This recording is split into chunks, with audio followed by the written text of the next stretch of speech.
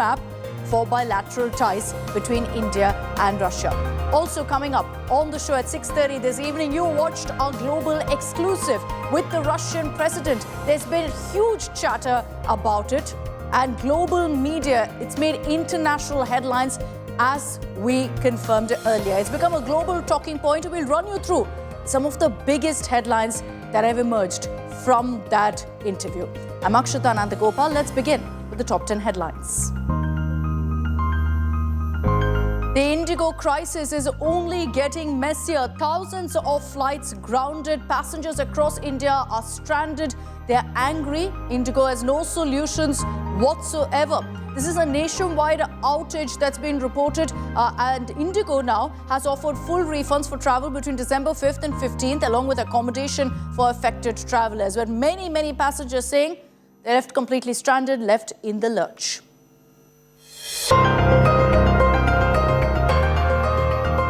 In what's being seen as the DGCA giving in essentially to arm-twisting tactics by IndiGo, the DGCA has rolled back recent pilot duty and leave reforms after mass cancellations by IndiGo.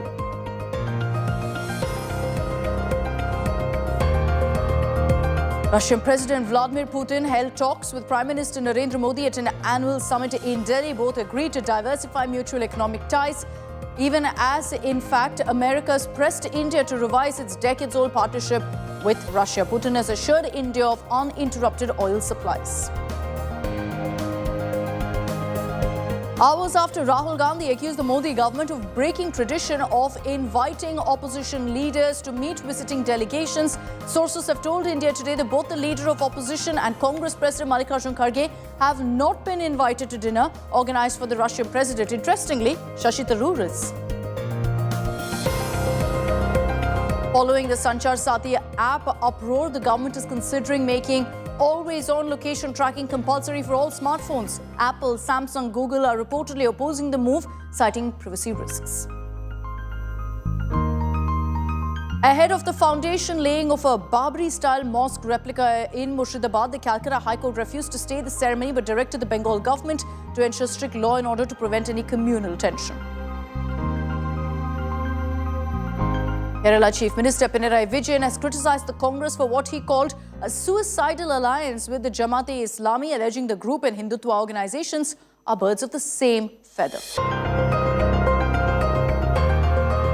In another provocation, Pakistan's foreign minister has publicly backed China's position on Arunachal Pradesh, referring to the Indian state by Beijing's term of Zangnan. That's the name they've given Arunachal. Pakistan has reiterated that it supports China's sovereignty and territorial claims.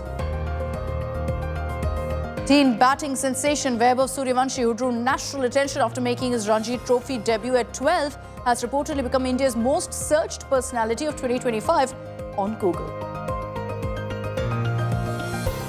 Aditya Dhar's Dhurandhar has hit screens today. The historical thriller has won the approval for its storytelling, performances and music.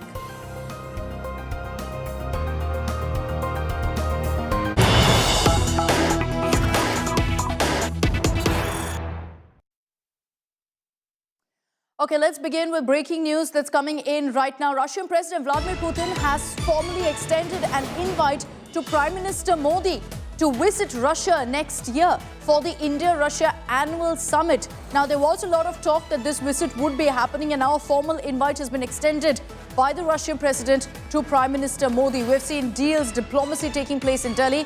The next step with this particular visit by Putin to India, a short one, just over 24 hours, Putin has now extended an invite to Prime Minister Modi to visit Russia as well. There's a possibility that that meeting will happen and that visit will take place.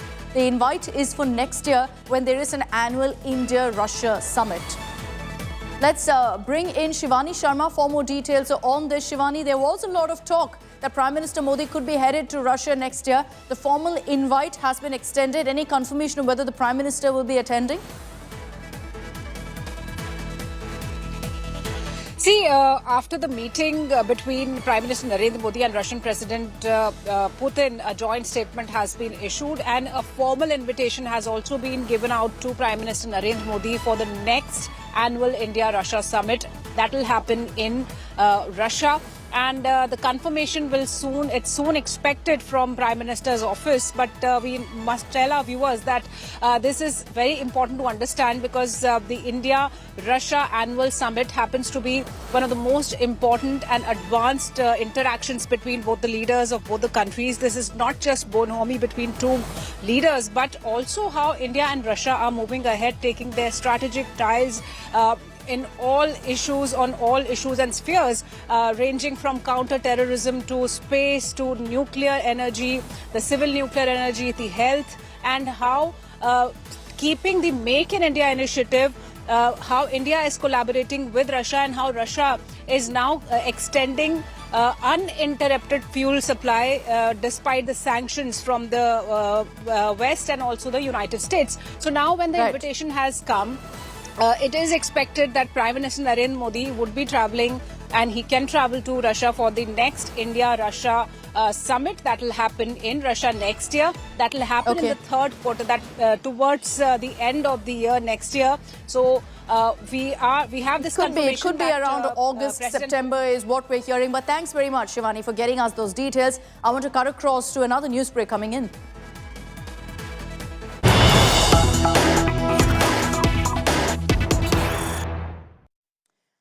Now, in just a few hours from now, there's going to be a president's banquet. This is in the Rashtrapati Bhavan, hosted for the Russian President Vladimir Putin. Now, here's a news break that's coming in that's going to trigger a political showdown in India. Reportedly, there's been no invite extended to Rahul Gandhi, the leader of opposition, or for that matter, the Congress president and the leader of the opposition in the Rajya Sabha, Mallikarjun Kharge. Rahul Gandhi, Kharge have not been invited. Reportedly, however, what's interesting is that Shashi Tharoor of the Congress has been extended an invite for this formal dinner that will be taking place in a few hours from now. Mind you, this comes just about 48 hours after Rahul Gandhi had accused the government of breaking tradition, saying opposition leaders aren't given a chance to meet with any of these foreign dignitaries, saying why is there no meeting between opposition leaders and the Russian president. Now, after that, the MEA had clarified and given instances where there were such meetings that had happened. But in this particular case, where there is a formal dinner, no invite has been extended to Rahul Gandhi, no invite has been extended to Mallikarjun Kharge. Instead, guess what? Who's found their name in the invite list? It's Shashi Tharoor. This, no doubt, is going to spark a huge controversy. It's going to become a big talking point, because remember, the only leader who's been invited, Shashi Tharoor, is someone who's been rather critical of the Congress, and there's been endless talk and questions and speculation on whether he's going to switch over and join hands with the BJP. Amid all of that speculation, Rahul Gandhi, Mallikarjun Kharge, who are considered to be the faces of the Congress, not invited. Instead, Shashi Tharoor is. Moshmi Singh is joining us with more details on this. Moshmi, any reaction that's coming from the Congress on this? Can you confirm whether Rahul Gandhi and Mr. Kharge haven't received an invite? That's right, Akshita. Our sources tell us that Rahul Gandhi and Mallikarjun Kharge, in fact, no top brass of the Congress party, has received an invite for the dinner at the Rashtrapati Bhavan. And this is after we saw how Rahul Gandhi launched a tirade saying that the government was targeting the LOP and telling dignitaries and, in fact, the countries he was visiting that they should not meet the LOP. So clearly, and that had stirred a hornet's nest with the BJP slamming Rahul Gandhi's childish accusations. But what we are told is that we've also learned that Shashi Tharoor has got that invite. So Congress MP Shashi Tharoor has been called. We know that he was heading the delegation to US after post-Operation Sindoor, when multiple delegations, parliamentary delegations, had gone across the globe, and we saw that yesterday. You were talking about the bonhomie between Russia and India. And explain something to me. You know, is this straying away from tradition? Is this straying away from protocol? Is there a set protocol that the leader of opposition must be invited for these kind of formal dinners with a foreign dignitary? Generally, you know, the camaraderie or the optics would call it as a matter of courtesy that you extend that invite to the LOP of both houses, though it's not mandatory, in fact. And this is perhaps gives a fresh opportunity to the opposition to say that Prime Minister Narendra Modi's government, in fact, wants to silence the voice of the opposition. Doesn't even want to extend the normal courtesies that are extended to opposition leaders. Clearly, thereby, sharpening the rift between the government and the opposition. We've seen a war of words, Akshita, and with other Congress MPs called, we'll have to see who else has been called. There are the host of list of guests, invitees who have been called at the Rashtrapati Bhavan. Surely the Congress will be making a lot about that. Okay, so no reaction just yet from the Congress on this, but it's important to highlight that Rahul Gandhi had raised exactly this, Boshmi, a couple of days ago, when he claimed that, opposition leaders aren't given a chance to speak to foreign dignitaries. And I remember right after he made that comment, there was in fact a clarification that had also emerged from the MEA on this. That's right. There were point-by-point rebuttal of Rahul Gandhi's allegations. In fact, saying that Rahul Gandhi, if he's saying that he has proof for emails, he should give that proof. Secondary is the second point was that it is up to the visiting dignitary if he says or he or she says that they want to meet the leader of the opposition, depends on their schedule and their request. It's not decided by the Indian government. The request is finally put to the Indian government. And also, point by point saying that Rahul Gandhi has been meeting foreign dignitaries, including the former, including the Mauritian Prime Minister and others. And in fact, this is wrong to say that that the government has anything to do with it. And Rahul Gandhi is really belittling the entire democratic process of India by yet again, trying to highlight an issue right when the Russian president is visiting India. It's a wrong timing, and Rahul Gandhi is acting very childish. And then after that.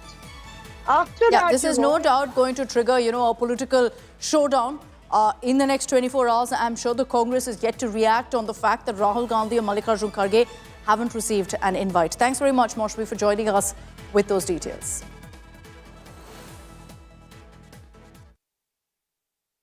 So away from the politics, let's talk about really what's played out in the last many hours from this morning on Russian President Vladimir Putin's visit to India. If you've missed out on all of the highlights, we've got you covered.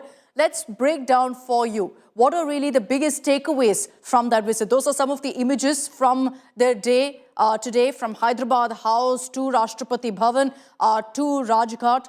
Vladimir Putin, of course, had a packed day and a busy one with loads of engagements with important dignitaries in the country. He met the Prime Minister, he met the President as well, but there were path-breaking agreements also on various sectors. There was a joint briefing that took place post the crucial bilateral between Prime Minister Modi and President Putin, and in that particular bilateral, there was a focus very clearly from both leaders on taking this friendship forward, taking these ties to the next step. So agreements have been signed for cooperation on several issues. Also importantly on healthcare, on medical education, food safety, on shipbuilding, maritime cooperation, and so many more. And we'll break that down for you. But importantly, Prime Minister Modi also spoke on terror, hailing Putin for condemning the Pahalgam terror attack and said that the world must stay united and fight against terror in all forms. Another big message that came in from the Prime Minister was in terms of the Ukraine war, saying we're on a side. It's not that we're neutral, we've picked a side, and that side is peace. Meanwhile, Russian President Putin said that Russia remains committed to India in continuing to help them in procuring oil. Another very, very important message. Let's play out for you some of the highlights of that briefing by Prime Minister Modi and President Putin. 15 वर्ष पहले 2010 में हमारी साझेदारी को special and privilege strategic partnership का दर्जा मिला। पिछले 2.5 दशक से उन्होंने अपने नेतृत्व और दूरदृष्टि से इन संबंधों को निरंतर सींचा है। हर परिस्थिति में उनके नेतृत्व ने आपसी संबंधों को नई ऊंचाई दी है। आज हमने इस नींव को और मजबूत करने के लिए सहयोग के सभी पहलुओं पर चर्चा की। आर्थिक सहयोग को नई ऊंचाइयों पर ले जाना हमारी साझी प्राथमिकता है। इसे साकार करने के लिए आज हमने 2030 तक के लिए एक इकोनॉमिक कोऑपरेशन प्रोग्राम पर सहमति बनाई है।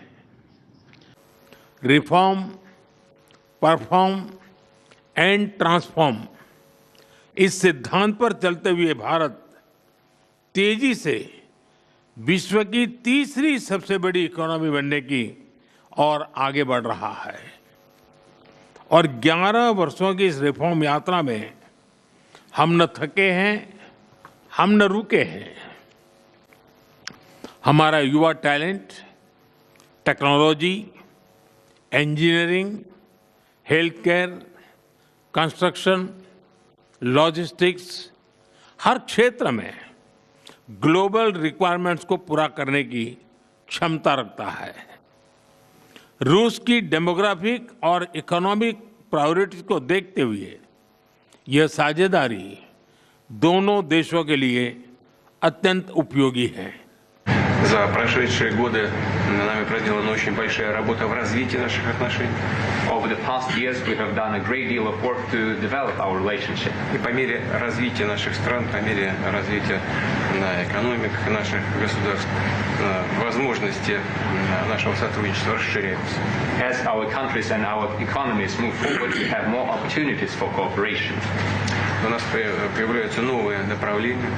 We open additional areas for cooperation, связанные с высокими технологиями, including those related to high-tech, связанные с развитием и совместной работы в области авиации, космоса, высоких технологий в широком смысле слова, искусственного интеллекта. as well as the cooperation in the sphere of aircraft, space exploration, high-tech and artificial intelligence. We are also seeing successful partnership in energy. Russia is a reliable supplier of oil, gas, coal and everything that is required for the development of India's energy. We are ready to continue uninterrupted shipments of fuel for the fast-growing Indian economy. Of course, the bilateral interaction in energy does not limit to that. We are also conducting a flagship project to build the largest Indian nuclear full normal situation, which we do anticipate between the 10th and the 15th of December. I do understand that these disruptions have caused much discomfort to our customers and has shaken their belief in IndiGo's reliability so carefully built over these past 19 years. My colleagues, all the great IndiGo teams and frontline staff have been working relentlessly to address the situation. Rest assured, we are doing everything in our control to not only restore your trust and belief, but strengthen it further over time. Thank you for your patience, understanding, and kindness during this difficult time. We shall keep you updated on an ongoing basis. So that is the IndiGo CEO there, Peter Elbers, confirming that over 1,000 IndiGo flights have been cancelled, and that's just on a single day, on December 5th. Imagine the chaos at airports. Now, the IndiGo CEO confirming that there have been operational disruptions, to put it mildly, quite honestly, looking at the mess that's been in several airports. December 5th alone has seen over 1,000 flights being cancelled, is what IndiGo has said. But they are maintaining right now that normalcy will be restored between December 10th to 15th. What does that mean? Does that mean that the next 5 days we're going to continue seeing this chaos unfold? In which case it's extremely troubling, extremely worrying, because there are lakhs, and I'm not exaggerating when I say lakhs of passengers, flyers who are stranded, who are stuck, who are left in the lurch and have absolutely no idea about what to do next. The IndiGo CEO confirming that yes, there have been severe disruptions, but there are questions amid this being asked about whether this is IndiGo arm twisting the DGCA to get it their way. The DGCA is buckled, clearly, making a U-turn on the rule that they had gone ahead and reversed. And now, despite that, the IndiGo CEO confirming that, it could take time for normalcy between December 10th and 15th. That means, viewers, if you have a plane to catch, if you have a flight to catch in the next few days, brace yourself. It is going to continue to be chaotic. Rahul Gautam is joining us with more details on this. Rahul, the IndiGo CEO confirming that 1,000+ flights have been called off just today. But what's extremely worrying is that he says for complete normalcy of flight ops of IndiGo, it's going to take 10 days. He says between 10 to 15.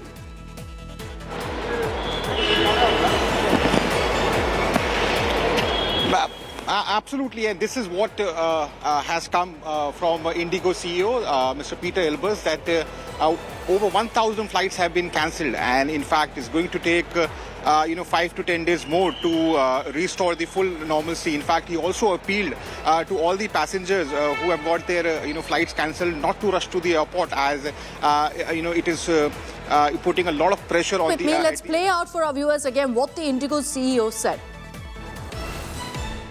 Ladies and gentlemen, I'm Peter Elbers, the CEO of IndiGo. I want to share with you that we have experienced severe operational disruptions for the past few days. Since then, the crisis continued to aggravate, with today, December 5th, being the most severely impacted day, with the number of cancellations well over 1,000, or more than half of our number of daily flights. I, on behalf of all of us at IndiGo, would like to extend our sincerest apologies for the major inconvenience this has caused to many of our customers on account of delays or cancellations. The situation is a result of various causes, yet for you as a customer, it's important how we as IndiGo address this. We have defined 3 lines of action. Firstly, customer communication and addressing your needs. For this, messages have been sent on social media, and just now a more detailed communication with information on refunds, cancellations and other customer support measures was sent. Also, we have stepped up our call center capacity. Secondly, due to yesterday's situation, we had customers stranded mostly at the nation's largest airports. Our focus was for all of them to be able to travel today itself, which will be achieved. For this, we also ask customers whose flights are cancelled not to come to airports, as notifications are sent on this. Thirdly, cancellations were made for today as to align our crew and planes to be where they need to start afresh tomorrow morning. Earlier measures of the last few days regrettably have proven not to be enough. So we've decided today for a reboot of all our systems and schedules, resulting in the highest number of cancellations so far, but imperative for progressive improvements starting as from tomorrow. With these actions, we expect tomorrow to have cancellations below 1,000. The support of DGCA in providing specific FDTL implementation relief is of great help. Still, there's lots of work in progress, but going forward from here, in alignment with the Ministry of Civil Aviation and DGCA, we do expect to further improve every day, given the size, scale and complexity. Just wrap your head around that. The chaos that you saw today of 1,000 flights being cancelled. The number of flyers left stranded with no option but to wait at the airport for hours, some of them wondering what to do. No help, of course, from the airline as well. But beyond that this could actually continue. It's not just 24-hour chaos. This is going to continue for the next few days. Rahul Gautam is joining me live right now from Delhi's IGI airport. Rahul, extremely concerning this. And there will be questions of what really the government plans to do now to address this crisis. Sure, they ordered an inquiry, but if this is going to take another 10 days to actually figure out what's going to happen now, what will the government do?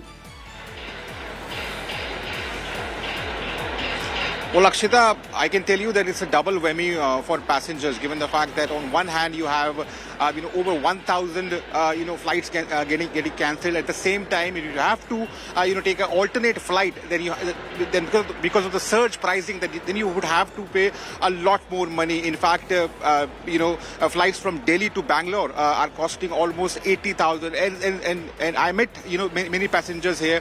Somebody was flying from Delhi to Ranchi for 25,000 rupees. So obviously it's a double whammy. And rightly pointed out that it seems the situation is only aggravating, which is each passing hour. Although the Ministry of Civil Aviation, DGCA, they all are taking hold of the situation. They're trying to. They already ordered a high-level inquiry that what led to this widespread disruptions all across the country, and also what actually. So an inquiry, yes, into what's happened. But what about addressing the issue immediately and figuring out a solution? Rahul, just stay with me. More breaking news that's coming in. The Civil Aviation Minister, Ram Mohan Naidu, has put out a post on social media. The government has confirmed that, yes, there's a high-level probe that's been ordered into the IndiGo mess that's been triggered by that FDTL order. That order, which is essentially flight duty time limitation order, that has been, in fact, placed in abeyance. And Ram Mohan Naidu has confirmed the same, saying, and I quote, "The order by the DGCA has been placed in abeyance with immediate effect for now to stabilize operations and prioritize relief for affected passengers. Airlines have been directed to provide timely and accurate updates to all passengers and ensure automatic refunds for cancelled flights and arrange hotel accommodation for those stranded." Not really happening on the ground. There are multiple passengers who've told us that they've not received a refund. They don't know where to go. There's been no accommodation whatsoever. The Civil Aviation Minister also confirming that a high-level inquiry has been instituted into the ongoing disruptions. I'll bring in Rahul Gautam once again for more on that. Now, you've got the government also, Rahul, saying that, steps have been taken to ensure all necessary help is being provided to these passengers. Not really the case. You're at the IGI airport, and we know that there have been countless passengers who are struggling, who are sitting at the airport not out of choice, but because they have nowhere to go and no help that's reached them. Absolutely. And in fact, there are passengers, there were actually passengers, now they're being moved away, who were sitting here since morning. And in fact, many of them were actually clueless, saying that they've not been, fully informed, or they're not really able to, being guided as to what, one has to do after the flight has got cancelled. And I was telling you earlier also, many are trying to take alternate routes. But then, surge pricing is something which is actually making it extremely difficult for them to take flights, because the prices have gone really, really high. And also, as you rightly pointed out, that imagine if this situation is going to be, improved in 5 to 10 days. Obviously, it's going to make, people's, woes more concerning. And obviously, the government must intervene at the earliest, given the fact that there are not just at Delhi airport. You'll find similar scenes all across, the country, from Chandigarh to Bangalore, from Chennai to Kashmir. So this is what is actually seems to be aggravating. 1,000 flights getting cancelled in one day, and that's insanity. I can't imagine the chaos at airports as a result. He says, Ram Mohan Naidu, the Civil Aviation Minister, says accountability will be fixed. But this is an issue that's larger than just one problem. And that's what everyone's been talking about, that this is the result of monopoly by one single airline, of an entire sector, of an entire industry that people are so reliant on. That's so much so that the airline can actually afford to arm twist you. And so the DGCA has also gone ahead and put that particular rule in abeyance after this chaos. Too little, too late. There will be questions about what really needs to be done over the next few days to address the crisis at hand. Thanks very much, Rahul, for joining us with those details. We're going to continue, of course, tracking very closely these updates that are coming in on the crisis, the IndiGo crisis, and also our coverage of the Modi-Putin meet also continues. On the other side of a short break, we'll be getting you excerpts of the Putin Global Exclusive that's got international publications also talking. What am I referring to? I'll tell you on the other side of a short break.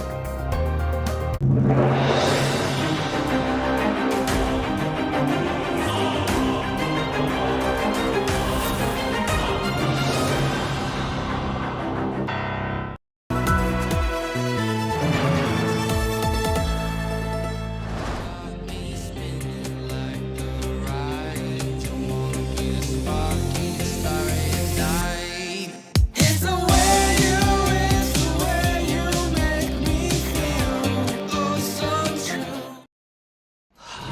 Salute है जी। आप देश की रक्षा में जान लगा देते हैं और आप घर घर में तार लगाते हैं जी। ई बीम टेक्नोलॉजी से बनी, न जले न पिघले, सबकी रक्षा करे। हम सरहद पर लोगों की रक्षा करते हैं और आप देश के अंदर। सैल्यूट तो बनता है जी। अपार अणुशक्ति फायर प्रोटेक्ट वायर, अपार देश का तार। President Putin's arrival in India, a high-stakes moment in global geopolitics. As global alignments shift, his visit comes at a pivotal time for India-Russia relations. India Today magazine brings an exclusive conversation with President Putin on the changing global landscape, India's growing role in the global south, and the rise of new international forums. Catch the full interview in the latest issue of India Today, Making Sense of India. Subscribe now. Subscriptions.intoday.in. Also available on Amazon and Blinkit.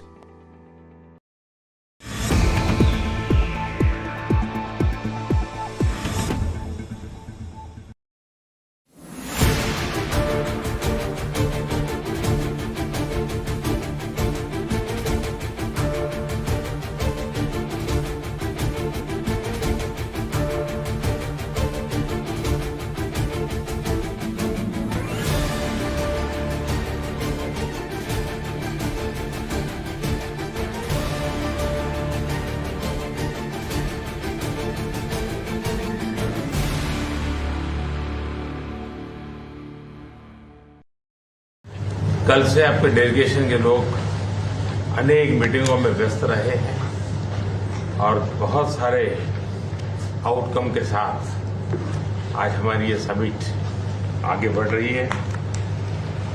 Excellency, आपकी यात्रा बहुत ही ऐतिहासिक है।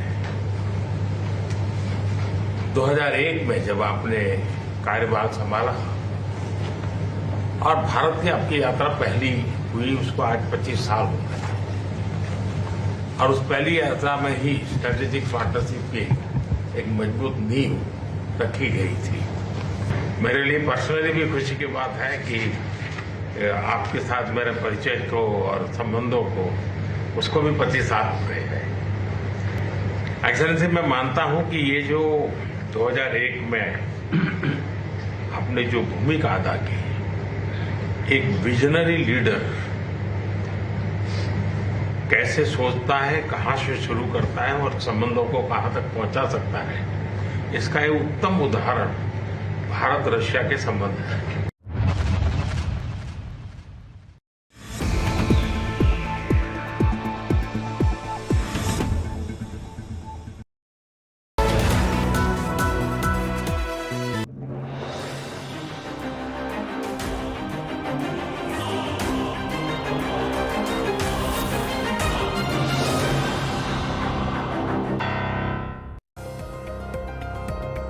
Welcome back. Let's talk about the global world exclusive of Vladimir Putin here on India Today. What a moment for Indian journalism. Our exclusive interview with Russian President Putin hasn't just made headlines here at home, and it has, by the way, it's also exploded across the world.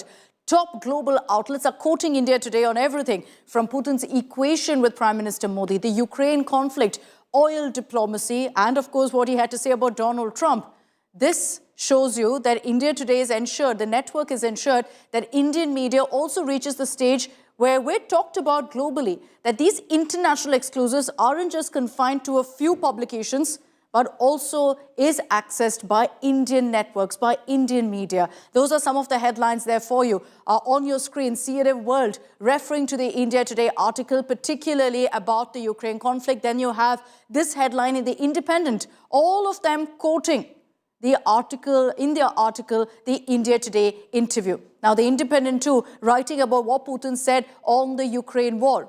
So these are just a few excerpts, and I'll continue to get you those. But what exactly have CBC, Independent, CNN referred to as far as the Ukraine war goes? Listen in to exactly what the Russian president said in the world exclusive interview to India Today. What is the end game for Vladimir Putin in Ukraine? Так я же сказал. Well, I've just said it. Мы признали вот эти... We have recognized, listen, мы 8 лет не for признавали 8 years we did not recognize the self-declared republics For 8 years, провозгласили they независимость. have declared the А мы independence. старались наладить And we were отношения trying с остальной частью to build Украины. relations between the rest of Ukraine Потом, and когда these поняли, что это republics. невозможно, When что we их просто уничтожают, understood that it's вынуждены impossible, были that they're simply признать being destroyed, we were forced to recognize them, and not simply в части recognize them в as a рамках partial territory, административных but within the границ, administrative когда они borders, существовали еще в when they советское existed время, back in the Soviet times, а потом во времена независимой and later Украины, during the times of the independent Ukraine, обретения after it независимости, gained в рамках independence. административных границ. In the И мы сразу в Украине administrative сказали limits. украинским войскам, люди не Lines. хотят с вами жить. Они вышли на референдум, проголосовали So за the независимость. people, the voters, Выведите свои войска. came to the referendum И никаких and voted военных действий. for everyone to withdraw troops from there and not to conduct Предпочитали any armed воевать. Ну, вот чем actions there. завоевались. But they preferred to В принципе, wage war. And now всё к it all этому came to a head. And it all comes to one thing. вооруженным путем освободить Either we do that эти территории, through либо украинцы military action will liberate the territories, or the Ukrainian troops will эти территории withdraw прекратят and leave these territories and stop killing people there.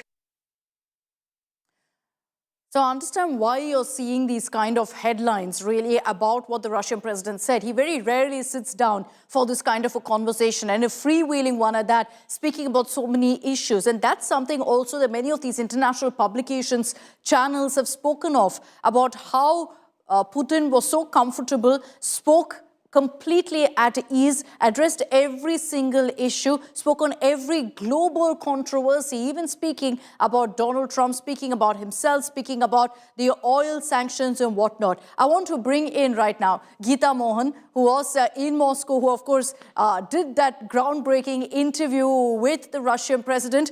Geeta, first of all, congratulations. Welcome back home. Overwhelmed, I'm sure, by the response that the interview has received. You've been tracking all of the international publications. What do they really have to say about this interview, Geeta? Well, again, the focus is for the West has always been for a few very key issues. The top of their agenda was what's happening with the Russia-Ukraine war. And I say this, Akshita, is because the day when we had to interview the Russian president was when a historic meeting was taking place just a few rooms away at the Kremlin, which was a meeting between Jared Kushner, Steve Witkoff, and President Putin. So the focus was for Western media and will remain the Russia-Ukraine war. And if you see and you go through all the networks, they have been talking about what he said very clearly on the conversation with Jared Kushner. This is the first time that Kushner was in Moscow, historic meeting with President Putin, but also on the Russia-Ukraine war.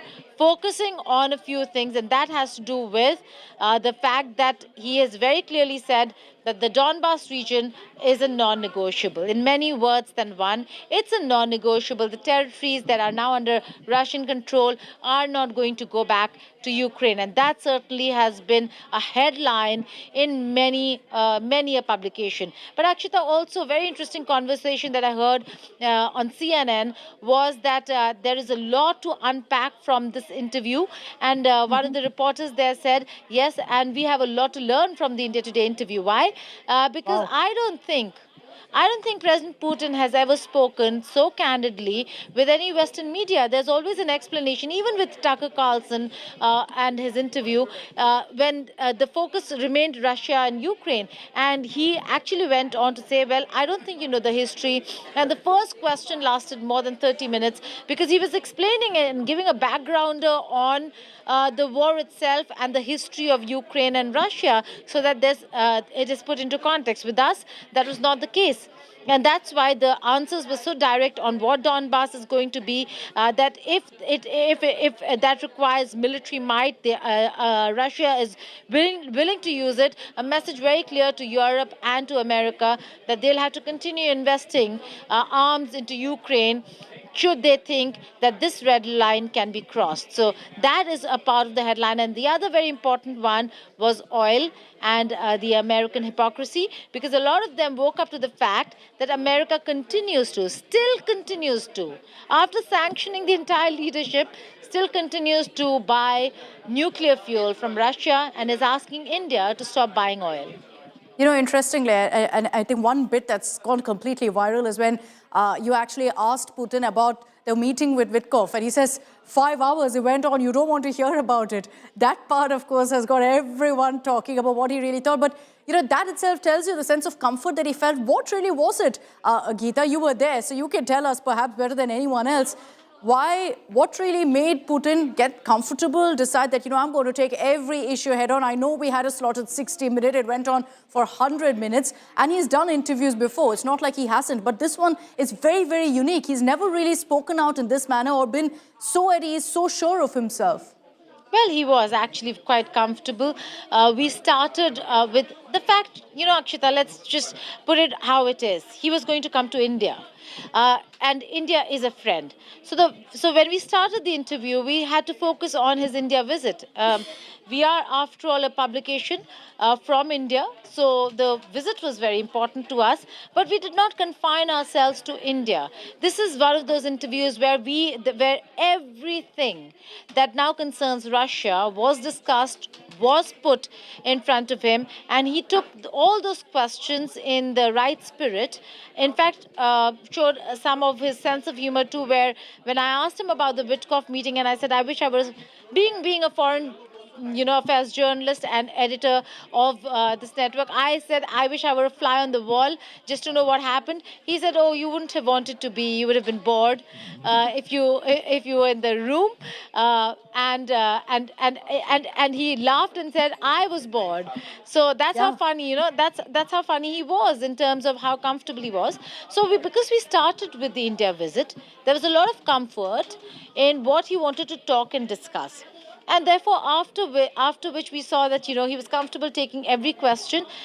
We were not there to browbeat. We were not there to corner him. We were there to ask him the right and the tough questions as well. When it comes to Russia-Ukraine war, I asked him about Eastern Ukraine and the Russian-speaking people who felt quite heartbroken when they were attacked by Putin because their families in Russia, in fact, if anything, they weren't very happy with Kiev, with Zelensky, because he had banned Russian language.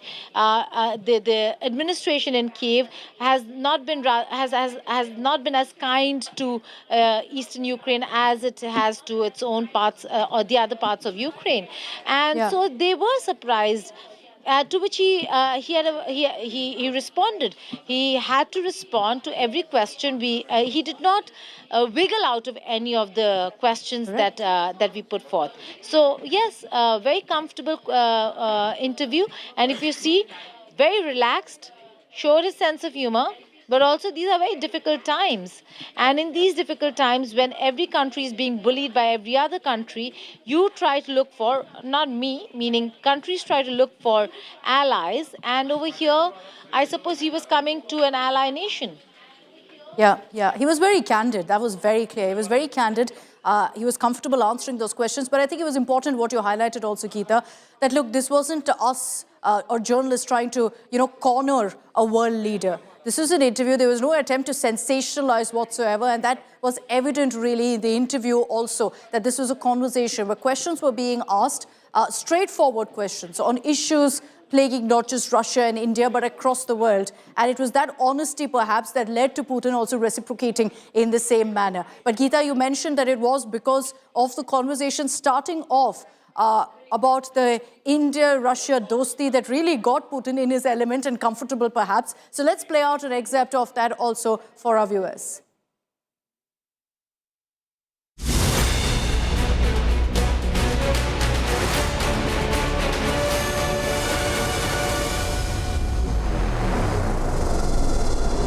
The Prime Ministers of India have had a huge role to play in this strengthening of India-Russia ties.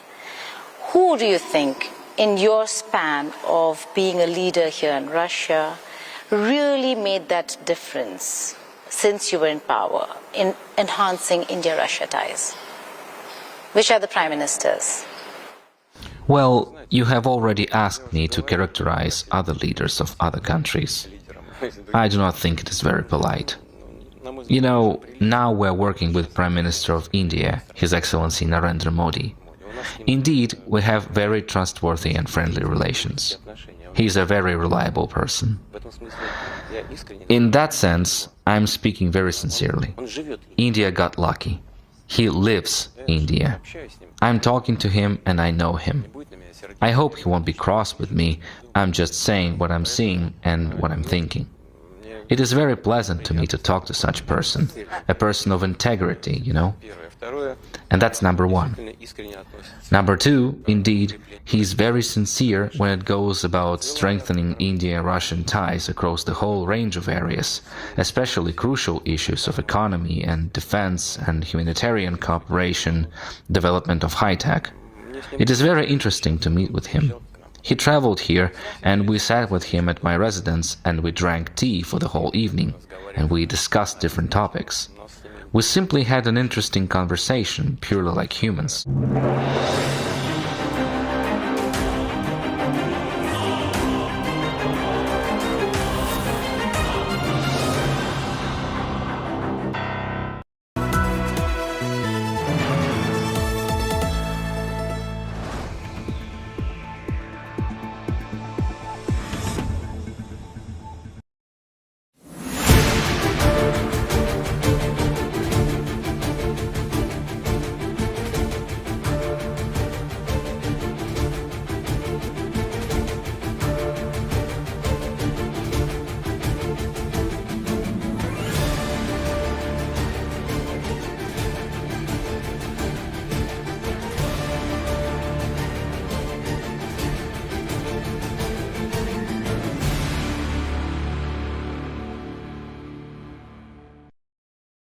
За прошедшие годы нами проделана очень большая работа в развитии наших отношений. Over the past years, we have done a great deal of work to develop our relationship. И по мере развития наших стран, по мере развития экономик наших государств, возможности нашего сотрудничества расширяются. As our countries and our economies move forward, we have more opportunities for cooperation. У нас появляются новые направления. We open additional areas for cooperation, связанные с высокими технологиями, including those related to high-tech, связанные с развитием и совместной работы в области авиации, космоса, высоких технологий в широком смысле слова, искусственного интеллекта. As well as the cooperation in the sphere of aircraft, space exploration, high-tech and artificial intelligence.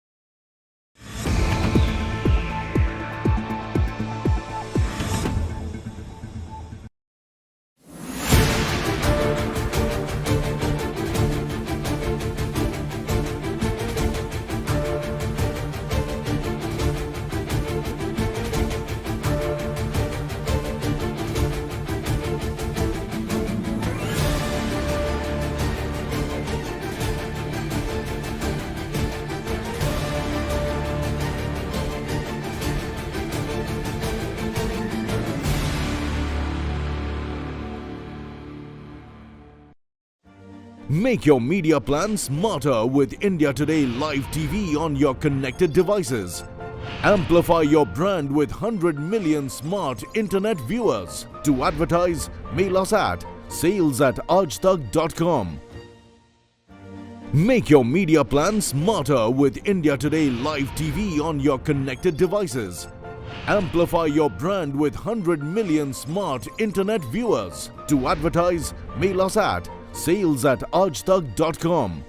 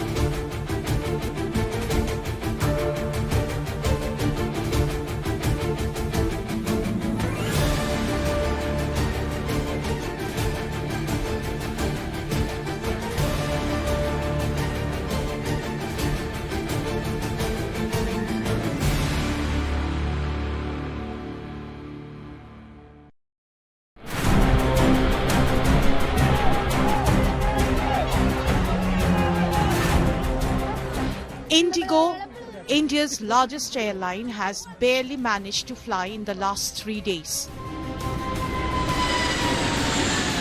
The crisis reached breakpoint on Friday as the airline cancelled over 1,000 flights across the country.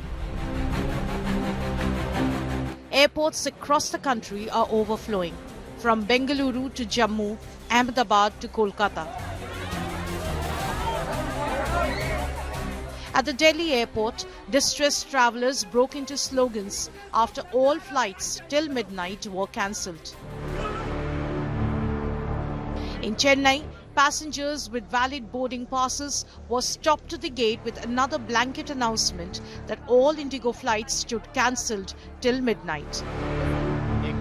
Helpless passengers were left stranded with no clear updates. In a bizarre twist, a newlywed couple missed their own reception, forced to attend virtually from Bhubaneswar airport.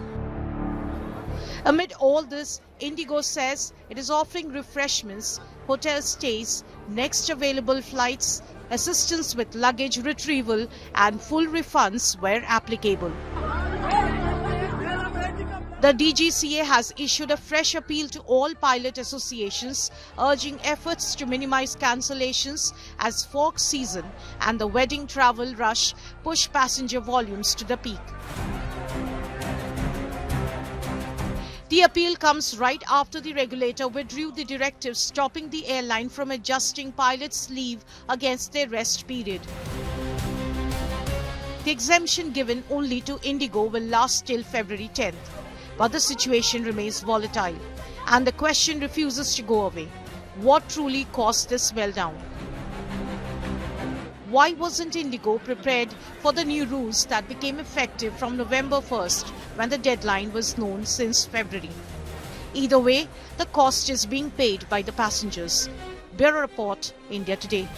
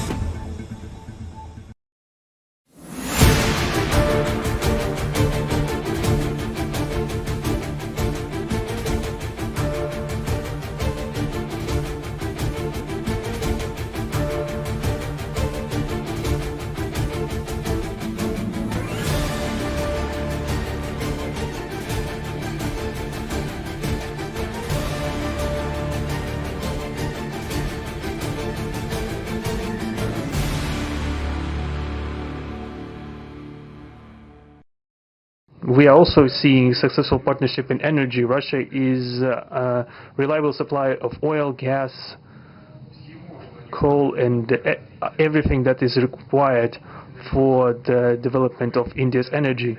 We are ready to continue uninterrupted shipments of fuel for the fast-growing Indian economy. Of course, the bilateral interaction in energy does not limit to that. We are also conducting a flagship project to build the largest Indian nuclear power plant, Kudankulam. 2 out of 6 reactor units have been already connected to the energy network, and 4 are still under construction. Getting this nuclear power plant to full power output will give an impressive contribution to the energy requirements of India. It will help supply Indian enterprises and houses with cheap and clean energy. We presume that we could talk about the construction of small modular reactors and floating nuclear power plants, and also non-energy application of nuclear technologies, for example in medicine or agriculture. The negotiations that we've just had with the Indian colleagues, and as well as our talk yesterday with distinguished Mr. Modi in the form of tete-a-tete at his residence. The dinner was great. I would like to thank you for this sign of attention. These talks were very useful. They were held in a constructive and a friendly atmosphere, in the spirit of the special and privileged partnership between Russia and India. I would like to point out that we and Prime Minister Modi have established close working dialogue. In September this year, we met during the CEO summit in Tianjin. We are regularly having telephone calls. We are personally overseeing some aspects of development, Russian-Indian cooperation, all strategic avenues, and also we are monitoring the course of the implementation of key bilateral projects. And today, with the participation of our delegations, we have meticulously and substantively reviewed the whole range of relevant questions of the Russian-Indian multifaceted interaction. We exchange our opinions on the relevant global and regional subjects.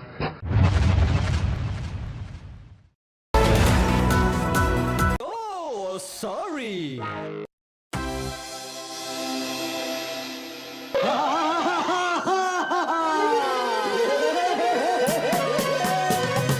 ये दोस्ती हम नहीं तोड़ेंगे, मुश्किलें आए मगर तेरा साथ ना छोड़ेंगे।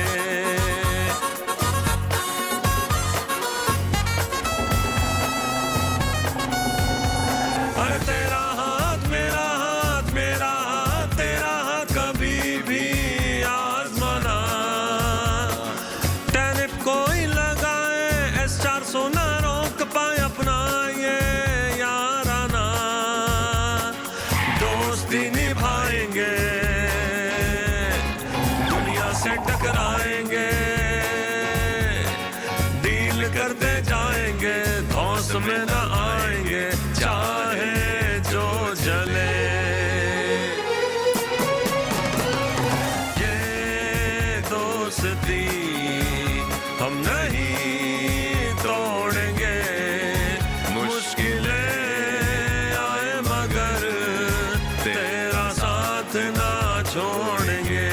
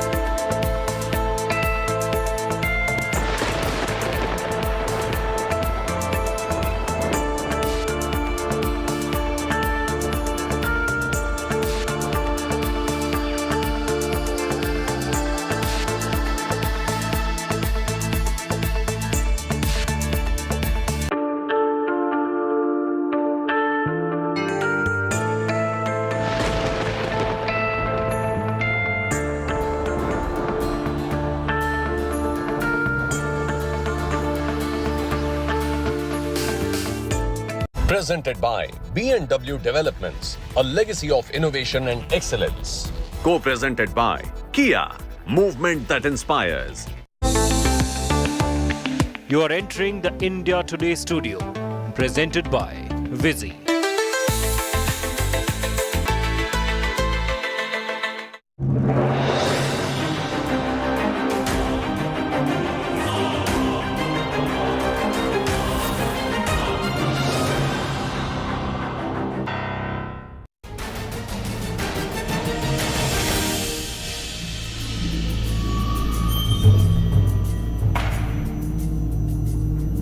Good evening, you're watching To The Point. I'm Preeti Chaudhary. Lots up lined up for you. First up, taking you through the headlines. Ukraine conflict figures prominently in Modi-Putin bilateral talks. Prime Minister Modi bats for bringing peace to Ukraine. President Putin says Russia working towards a peaceful settlement.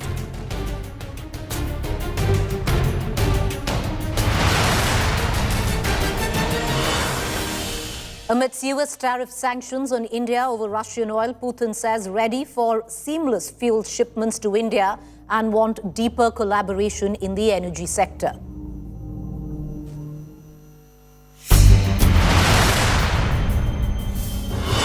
Shashi Tharoor invited, but LOP Rahul Gandhi and Congress President Kharge at President's dinner event not invited.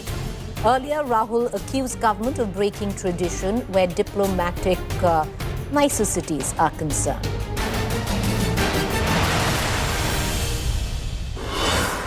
Over 1,000 IndiGo flights cancelled today. IndiGo CEO breaks silence as facing severe operational disruptions.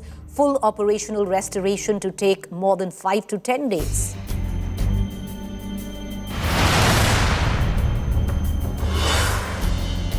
Aviation Ministry swings into action amidst IndiGo mess, orders high-level inquiry to a certain cause, vows to fix accountability. Aviation Minister says prioritizing operation restoration.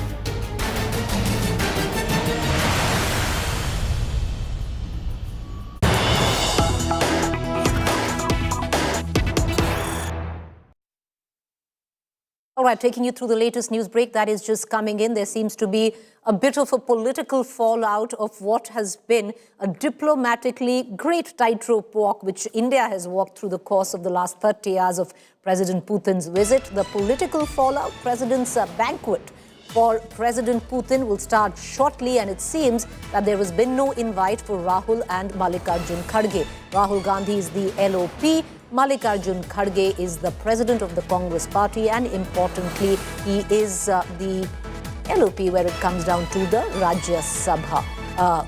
Sources say Rahul was snubbed. On the other hand, you had Mr. Tharoor, Shashi Tharoor, who was invited to the Putin dinner earlier. LOP Rahul Gandhi accused government of breaking tradition. Usually, the LOP is the leader of opposition is invited, and also the chair which heads the opposition in Rajya Sabha in this term, it is Mr. Kharge. Rahul Gandhi has said, why no opposition Putin meet? Why break from tradition? I want to quickly connect to my colleague Maushmi Singh, who's joining us live on the charges levelled by Rahul Gandhi. Maushmi, get us up to speed with the latest, please.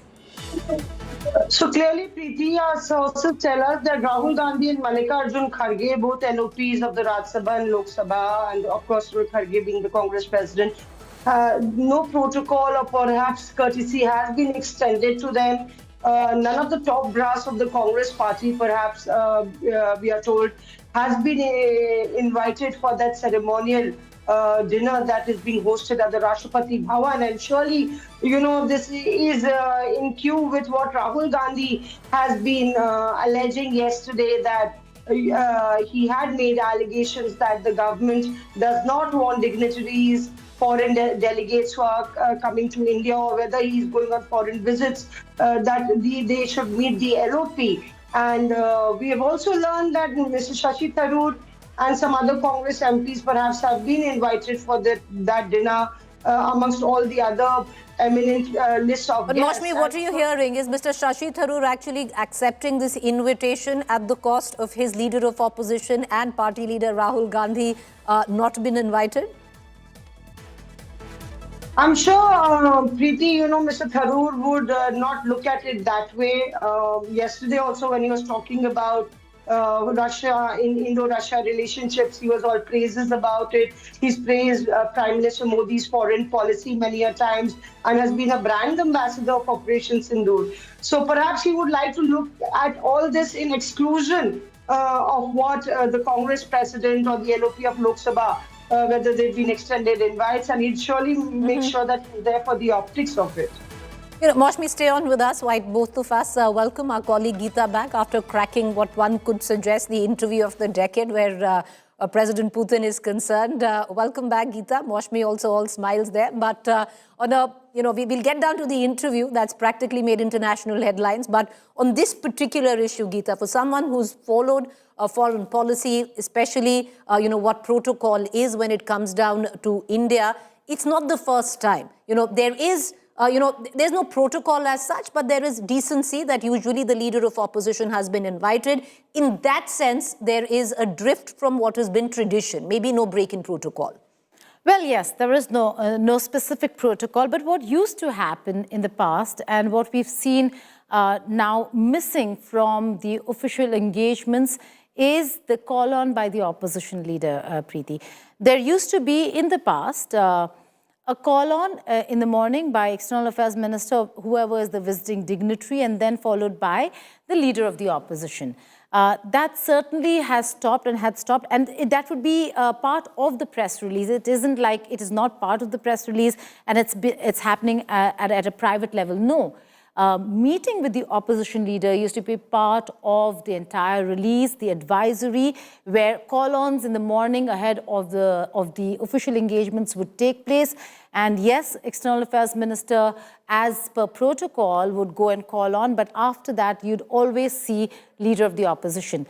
For some time, we haven't seen that. Earlier, there was also an explanation that there was no leader of the opposition, but this time around, that is not the case. So not having them might not be protocol, but like you said, politically, it does not bode well to see a leadership visit without opposition really getting a chance to engage and meet with the leadership of that country. And therefore, these questions that are now coming up on why is the opposition not being allowed? A lot of people then point to Sheikh Hasina's visit, where she ended up meeting with the Gandhi family, but that was not part of the official media advisory. She had met them at a personal level because the Gandhi family and the Hasina family, that's Sheikh Hasina's family, since Sheikh Mujibur Rahman's time, have been very, very close. That's the reason why they met. It was not part of the advisory. Geeta, do we have a timeline of such when this break of tradition, once again, we want to put it, right there, it's not a break in protocol because there was never really any protocol that was said. But when did this break of tradition happen? It's been a few years now. It was followed as per protocol during the UPA-2 government. I don't know whether if they broke protocol, they broke tradition at any given time, but certainly a few years in this administration that we haven't really seen a call on by the opposition leader. All right, so that's what Rahul Gandhi seems to be quoting, but what would be interesting, Maushmi, one quick question from you there. Rahul Gandhi is very clear that this is, a break from tradition, but all eyes, Maushmi, to also feed the political circles there will be strangely on Shashi Tharoor at this dinner. Will he go? Will he not go? Absolutely. I don't think Geeta and Preeti, Shashi Tharoor will miss that opportunity at all. And he has even while during Operation Sindoor said that it's a matter of representing the country, putting the country's point forward, and the country comes first. So clearly on that count, but there was some peace that was brokered between the Congress leadership and Shashi Tharoor post that. But I think this would really be one more sticking point between the widening rift between Mr. Tharoor and the Congress party high command. Well, a rift which is wide, but right now not wide enough for Tharoor to leave the party. But thank you, Maushmi, for joining us. We're going to keep Geeta back here because, like I said, Geeta has just come back from Moscow while you have the President Putin here after interviewing President Putin at the Kremlin. We're going to get to that. But first up, just to take our viewers through on what really transpired in that 30-hour visit, which is still continuing. Prime Minister Modi first delivered what one would say would be the highlight of the day. A very clear message during his talks with the Russian president, stating that India is not neutral in Ukraine conflict and stands on the side of peace. Mind you, this is not the first time that the Prime Minister of India has said that. He's only reiterated this thrice before. He has communicated the same to President Putin as well. Now, this time around, it happened at their meeting in Delhi. The two leaders discussed the war, its global impact, and India's call for dialogue and diplomacy. They also announced new agreements across key sectors. We're going to, deep dive into that because the joint statement is now out. Is the joint statement relatively more modest than the bonhomie and the warmth which was on clear display between the president of Russia and the Indian Prime Minister? Take a look, and we're back with Geeta and our other guests. कि Bharat neutral नहीं है, भारत का पक्ष है और वो पक्ष शांति का है. A clear, powerful message from New Delhi to Moscow and the world. Prime Minister Narendra Modi, face-to-face with Russian President Vladimir Putin, places India firmly on the side of peace as the Ukraine war dominates global geopolitics. At Hyderabad House, Prime Minister Modi pitched strongly for an end to the Ukraine conflict. He said, India is not a bystander, not a fence-sitter, but firmly on the side of dialogue, diplomacy and peace. Excellency, पिछले दिनों विश्व समुदाय के सभी नेताओं से जब भी मेरी बात हुई है और उन्होंने जब विस्तार से मेरी चर्चा की, मैंने हमेशा कहा है कि भारत न्यूट्रल नहीं है, भारत का पक्ष है और वो पक्ष शांति का है. हम शांति के हर प्रयासों का समर्थन करते हैं और हम शांति के हर प्रयासों के साथ कंधे से कंधा मिलाकर के खड़े हैं. Спасибо большое. Thank you very much. President Vladimir Putin in turn shared details of Russia's position on Ukraine with the Prime Minister. He spoke of Moscow's assessment of the conflict and of efforts toward a peaceful settlement. I could share a great deal of details about the events taking place in Ukraine. И что нами предпринимается совместно с некоторыми другими партнерами, в том числе с Соединенными Штатами, по вопросу возможного мирного урегулирования этого кризиса. And the actions we are taking together with some partners, including the United States, on a possible peaceful settlement. Спасибо вам за это внимание и спасибо за ваши усилия, направленные на разрешение этой ситуации. Thank you for the attention and for your efforts aimed at finding a solution to this situation. The Russia-Ukraine war is now in its 3rd year and 10th month, with no clear end in sight. Thousands have been killed, global supply chains disrupted, and geopolitical fault lines deepened, making Modi's call for peace at this juncture especially significant. Even as peace dominated the conversations, India and Russia moved swiftly to deepen cooperation across key sectors. Agreements were signed on cooperation and migration, temporary labor activities, healthcare and medical education, food safety and standards, polar ships, maritime cooperation and fertilizers, underlying that the partnership is expanding well beyond defense. The agreements reflect an intent to strengthen people-to-people ties, boost trade, expand healthcare collaboration, and secure critical supplies even as geopolitical pressures grow. Prime Minister Modi also reminded that India and Russia have worked together in the global fight against terrorism. A shared commitment, he said, to stability, security, and development remains at the core of the relationship. आतंकवाद के विरुद्ध लड़ाई में भारत और रूस ने लंबे समय से कंधा मिलाकर सहयोग किया है. पहलगाम में हुआ आतंकी हमला हो या क्रोकस सिटी हॉल पर किया गया कायरतापूर्ण आघात, इन सभी घटनाओं की जड़ एक ही है. भारत का अटल विश्वास है कि आतंकवाद मानवता के मूल्यों पर सीधा प्रहार है. A blunt message on war, a firm stand for peace, and a sweeping expansion of cooperation. As Modi and Putin conclude their talks, India signals it will push for peace, while strengthening strategic and people-centric ties with Russia. Bureau Report, India Today. All right, so as this visit winds down, what is the biggest takeaway till now? Because, you know, the business is practically over of it, and now it's just the niceties of hosting dinners and all. I want to bring in Geeta Mohan, Executive Editor, India Today, and Head of India Today Global, Mr. Brahma Jalani, Strategic Affairs Expert and former advisor to India's National Security Council, Daniel Block, Senior Editor, Foreign Affairs Magazine, Dr. Mohan Kumar, former diplomat. Before I get to the gents, Geeta, quick question from you, and we're going to let you go. You know, you interviewed President Putin just 24 hours ago, and with what he told you and what actually reflects today in the joint statement, do you see a theme to it? Do you see any commonality? Do you find it maybe a tad bit modest in what could have been expected? How do you view it? Well, it is a reiteration. We weren't expecting them to have or to make major announcements on the defense side, given that both sides are careful as to what DC and how DC will react. But he did, the joint statement, Preeti, is in the confines of diplomacy, whereas the interview really was beyond the confines of diplomacy, and therefore he said a lot more in the interview. He spoke of not just what could happen or what could the announcements look like, but he also spoke of what is beyond. And the biggest takeaway for me over here in this meeting, when you see these two leaders, is defiance. It doesn't matter whether if it is there in the statement, it doesn't matter whether if he spelt it out openly in the interview even.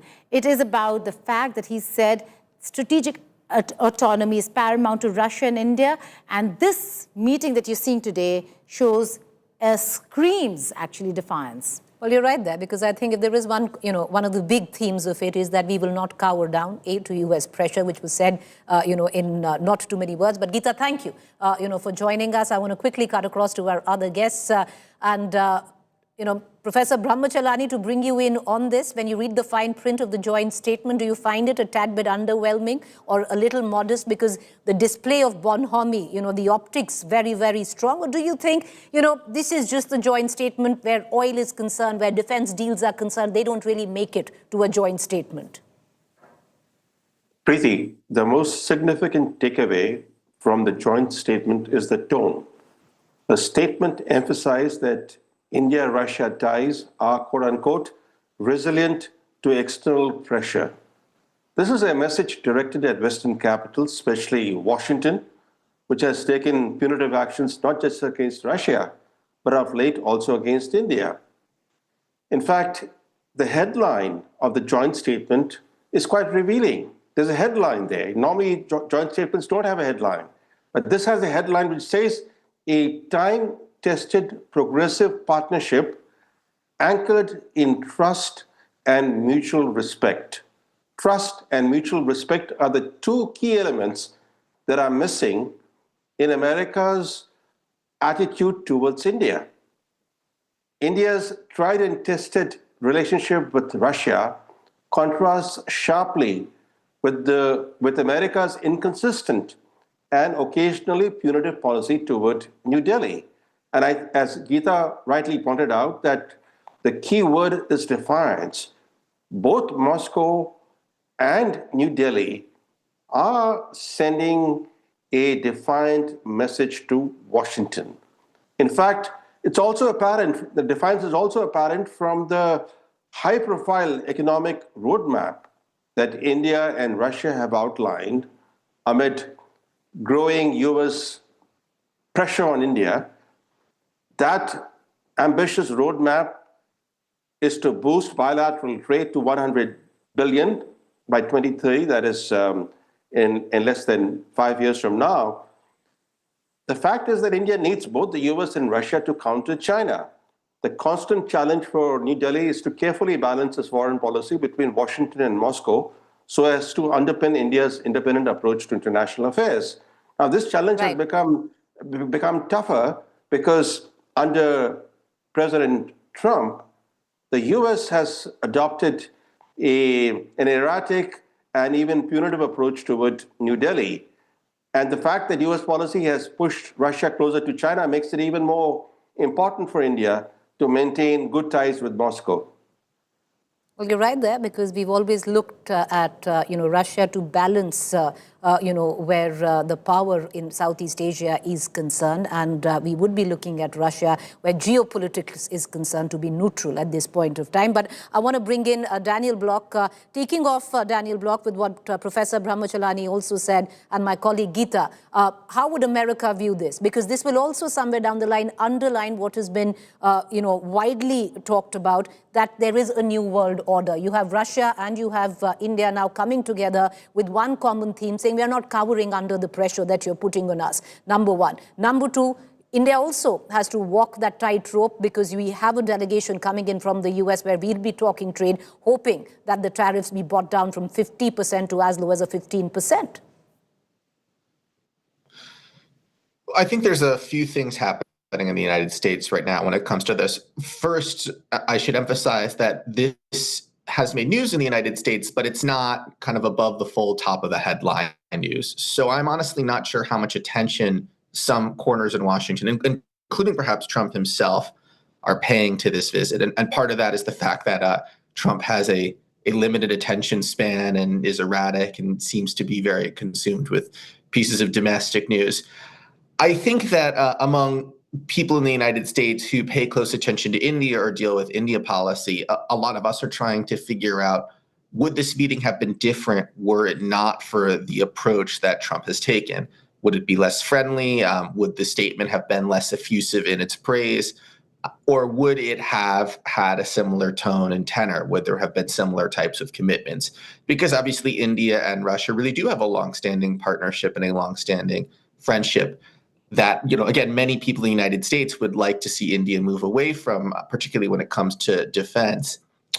But India didn't abandon that under Biden. And so I think there's a sense that it might not have mattered all that much. But at the same time, I do think it's hard for a lot of people here to see this meeting having gone the same way if Trump had not come in and not slapped on these very, very high tariffs. So I think there's a sense right now of trying to figure out, to what extent is what we saw the product of Trump's policies? To what extent is it the product of, existing trends and existing facts in the India-Russian relationship? Well, fair point, because 4 years ago when we did have President Putin come in, he came in under very, very different geopolitical circumstances on what the world looks like right now. Dr. Mohan Kumar, former diplomat, I want to bring you in. What's your assessment now? The 30-hour whirlwind tour winding down. How do you view it? So, thank you very much for having me. I think first, the two leaders have decided, or Russia and India have decided, that this is a special and privileged partnership, and they'd like to keep it that way, despite everybody else saying whatever they are saying. Okay, so that's the first takeaway in my view. The second, I think it's important to recognize that in the talks between US and Russia, they have already started discussing economic and trade and investment ties between US and Russia post-Ukraine settlement. To that extent, this visit, if it had come 6 months ago, it might have caused a furore, but it's not such a big deal now because Trump's negotiators are actually discussing with Russia how Russia can become G8, how Russia and the US can develop a full spectrum economic trade and investment relationship. If US is in conversation with Russia on developing a full spectrum relationship, I do not see how they can object to what we are doing with Russia in Delhi. So to some extent, the bottom is taken out of the argument of the US that India should not have close ties with Russia. Might have made sense 6 months ago, but since there is a whole chapter actually devoted to bringing Russia back from the cold, and US trying to develop its own ties, I don't think this visit to that extent will raise the hackles in Washington.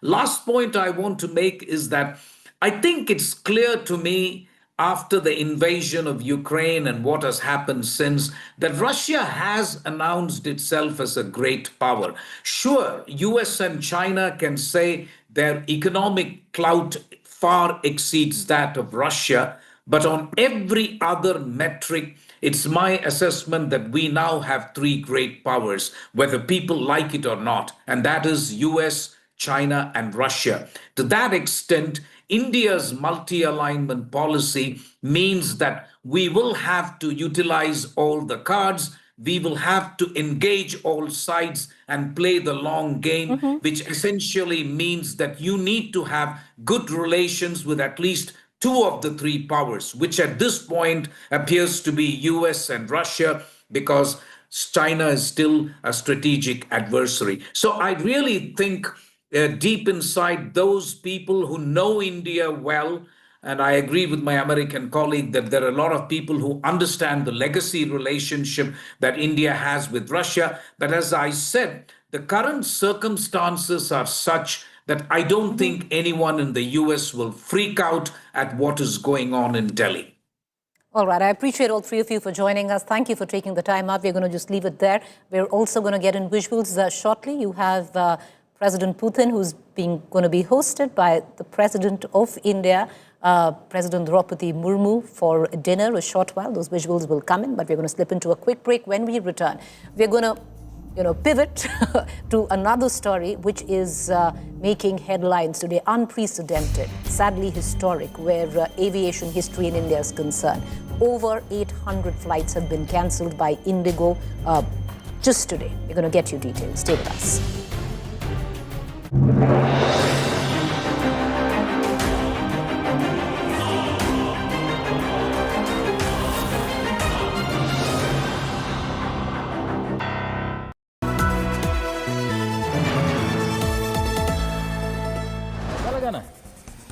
तो century ply club prime पे लगाओ, डूबेगा नहीं, जलेगा भी नहीं, कोई खा नहीं जाएगा, धोखा नहीं देगा, ऊपर नीचे भी नहीं होगा, सेफ रहेगा, सिक्योर्ड, मिनिमम 30 साल का रिटर्न देगा। अब इससे बेटर इन्वेस्टमेंट है तो बताओ। सेंचुरी प्लाई क्लब प्राइम, रहो बेफिक्र।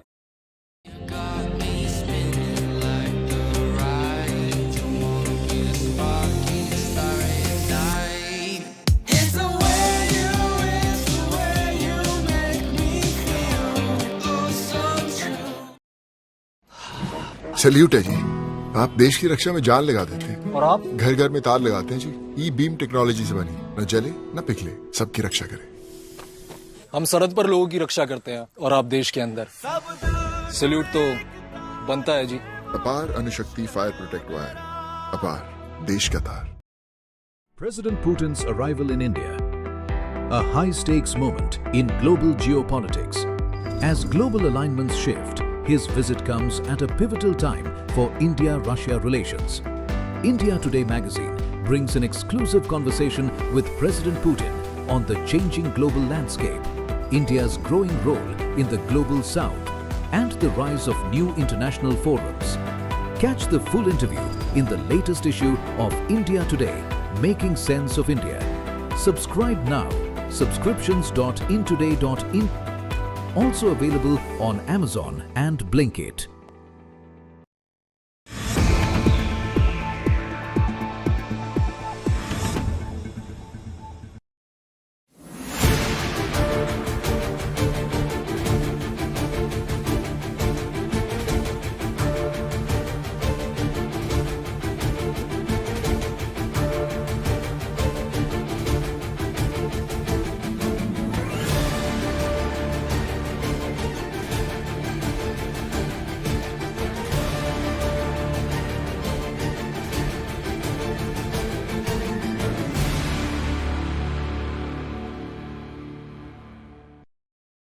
Hi, Sana here with a quick AQI update. Delhi 416, Mumbai 172, Kolkata 254, Bangalore 127, Chennai 141, Hyderabad 165.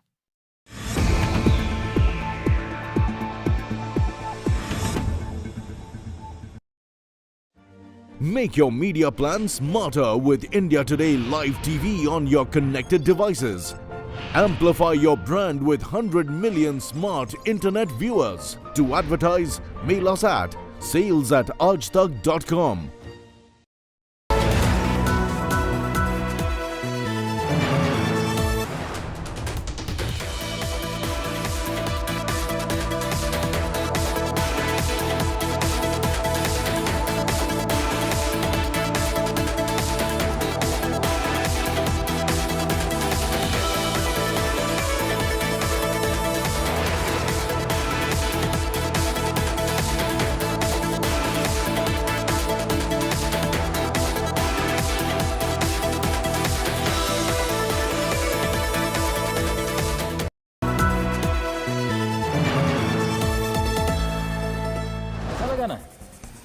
तो सेंचुरी प्लाई क्लब प्राइम पे लगाओ, डूबेगा नहीं, जलेगा भी नहीं, कोई खा नहीं जाएगा, धोखा नहीं देगा, ऊपर नीचे भी नहीं होगा, सेफ रहेगा, सिक्योर्ड में मिनिमम 30 साल का रिटर्न देगा।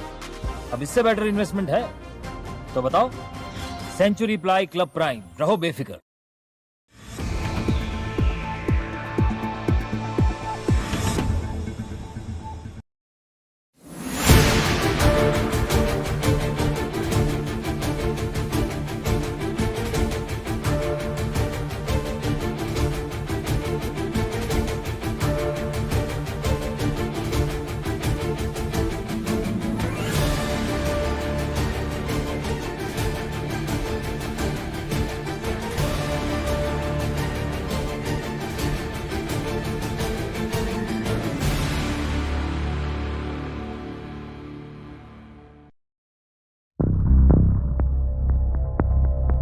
The Babri Masjid debate just got a new twist.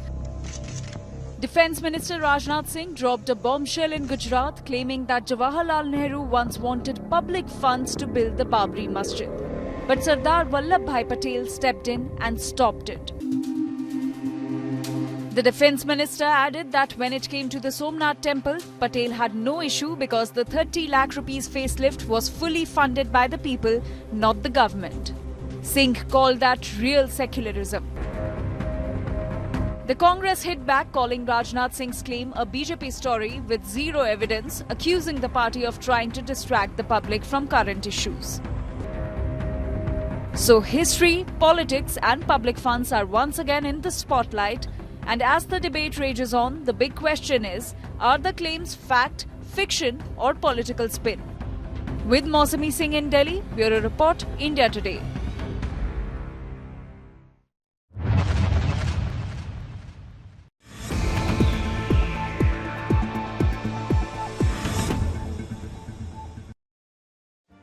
Make your media plan smarter with India Today Live TV on your connected devices. Amplify your brand with 100 million smart internet viewers. To advertise, mail us at sales@aajtak.com.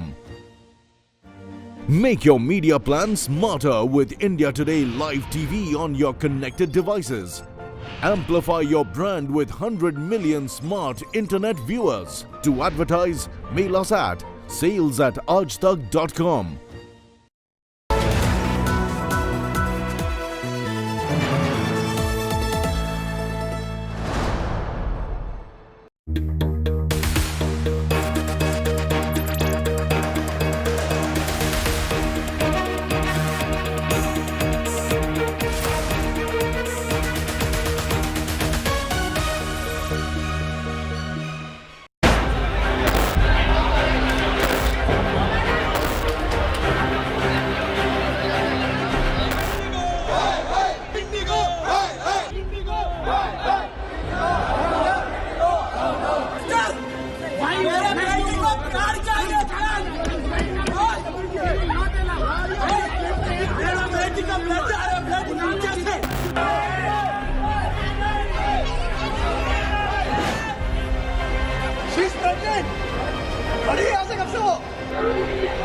कितने दिन?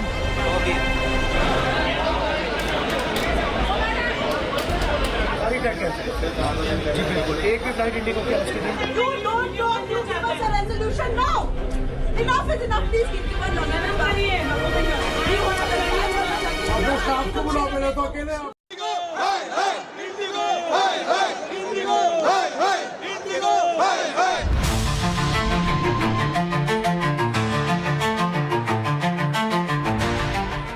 For 4 straight days, air travel became a nightmare for thousands of passengers. Flights were cancelled, delays stretched endlessly, and travelers were left stranded as IndiGo grounded thousands of services across the country. Confusion reigned.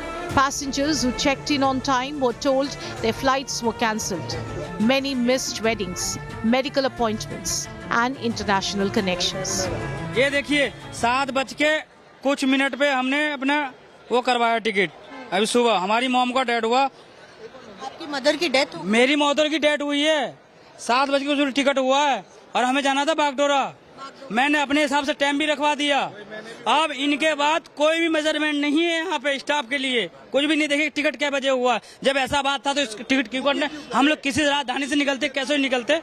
Sir actually हमें हरिद्वार जाना था अस्थि विसर्जन के लिए। मेरे dad की अस्थियां है मेरे हाथ में। मैंने रिक्वेस्ट किया, पहले तो मुझे कोई प्रायर नोटिफिकेशन कुछ भी नहीं आया, फ्लाइट कैंसिल हो गई है। They are just forcing us to go for another flight and I check with Air India, per person it is 60,000। We are 5 people here, they can not afford tickets. Check in करने के लिए अपना PNR डाला तो हमारे पास कोई ticket नहीं आई, तो हम अंदर गए उनसे पूछताछ के लिए, तो बहुत लंबी लाइन लगी हुई थी। और फिर कुछ देर बाद इंटीमेशन आता है कि इंडिगो की सारी फ्लाइट कैंसिल हो गई है। We were meant to fly to Guwahati today from Delhi. We arrived at the airport when we got the message. There was no reference to which booking is actually cancelled. We have 2 with IndiGo, so we don't really know if the second one is cancelled too.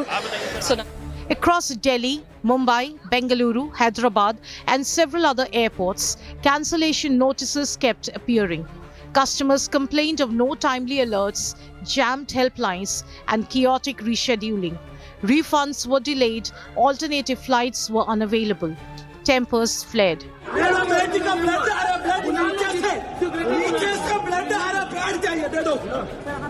I need a sanitary pad for my daughter. A frustrated passenger shouted at IndiGo staff as cancellations left travelers stranded for hours, struggling even for basic necessities. As flights disappeared overnight, desperate passengers were hit by second blow. Airfares shot up nearly 5 times. What earlier cost just few thousand rupees suddenly touched close to 50,000 rupees on some routes. For many, flying back home simply became unaffordable. The disruption was triggered by new government crew rest norms that airlines said were impossible to implement overnight. IndiGo began cancelling large number of flights, citing insufficient compliant crew, new roster rules, technical glitches, airport congestion, and adverse weather. Measures intended to improve safety ended up grounding passengers nationwide. Even by day 4, there was no sign of relief. Social media flooded with images of stranded passengers and messages of frustration.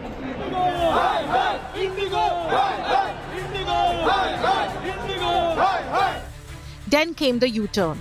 After 4 days of nationwide disruption, the government withdrew the crew rest norms that had triggered the crisis. The rollback followed warnings from airlines that the chaos would continue for weeks. Amid the chaos, the government has decided to set up a high-level inquiry into the disruption. After 4 days of chaos, IndiGo CEO broke his silence on the IndiGo chaos and assured that normalcy would be restored between December 10 to 15. That we have experienced severe operational disruptions for the past few days. Since then, the crisis continued to aggravate, with today, December 5th, being the most severely impacted day, with the number of cancellations well over 1,000. Would like to extend our sincerest apologies for the major inconvenience this has caused to many of our customers. 4 days of chaos, families stranded, fares soaring, lives disrupted, a rule rolled back, an inquiry ordered. But for the passengers who were stranded at airports, begged for basic dignity and missed final goodbyes, the damage is already done. The question that remains, will anyone be held accountable? Bureau Report, India Today.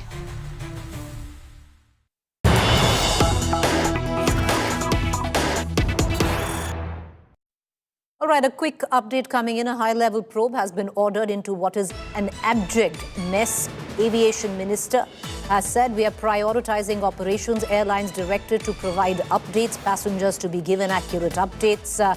Accountability will be fixed. Many do seem to suggest as well that the Civil Aviation Minister has succumbed to the pressure of IndiGo, where certain rules that had been set in to provide adequate rest to pilots has been rolled back. Let's listen in to the Civil Aviation Minister and we cut across to our reporters. The ministry has been thoroughly engaging from day one. So in the initial, when we have seen a lot of delays happening with the IndiGo operations, then we have engaged with them. We have told them to take all the necessary steps to ensure normalcy within the next 2 days. We have instructed all the airport operators, all the people who are on the ground interacting with these passengers to be sympathetic, to be empathetic, to understand and to use the right communicative language, because there is a lot of frustration also because of the delays, and people have been waiting for a huge amount of time at the airports also. All right, let's cut across to my colleague Rahul Gautam, who's joining us from the national capital. The civil aviation minister might have said that they've instructed the airline, to be more courteous and open in communication. What's really happening on ground is abject chaos, total pandemonium. Rahul Gautam and Annaga joins me from Chennai. Rahul, the civil aviation minister might have ordered a high, level probe, but ultimately, many would think that the Civil Aviation Ministry has succumbed under IndiGo pressure, has rolled back, the adequate relief and leave that was provided for pilots to rest.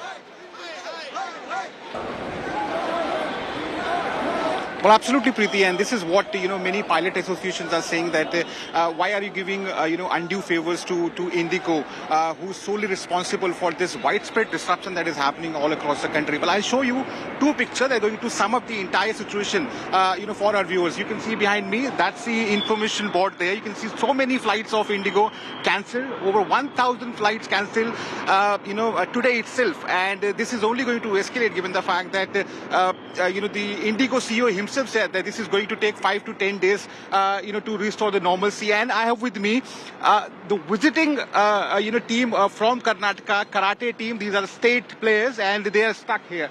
They're going to be stuck here in National Capital for next 2 days. First, tell your name and what has been your experience so far. So I'm Pooja. I'd come here for the karate championship. So our karate championship held at Talkatore Stadium, and we had to head back to Bangalore today. But due to the flight cancellation, we couldn't go. So it has been very problematic for us to leave here. There's no accommodation or nothing has been given.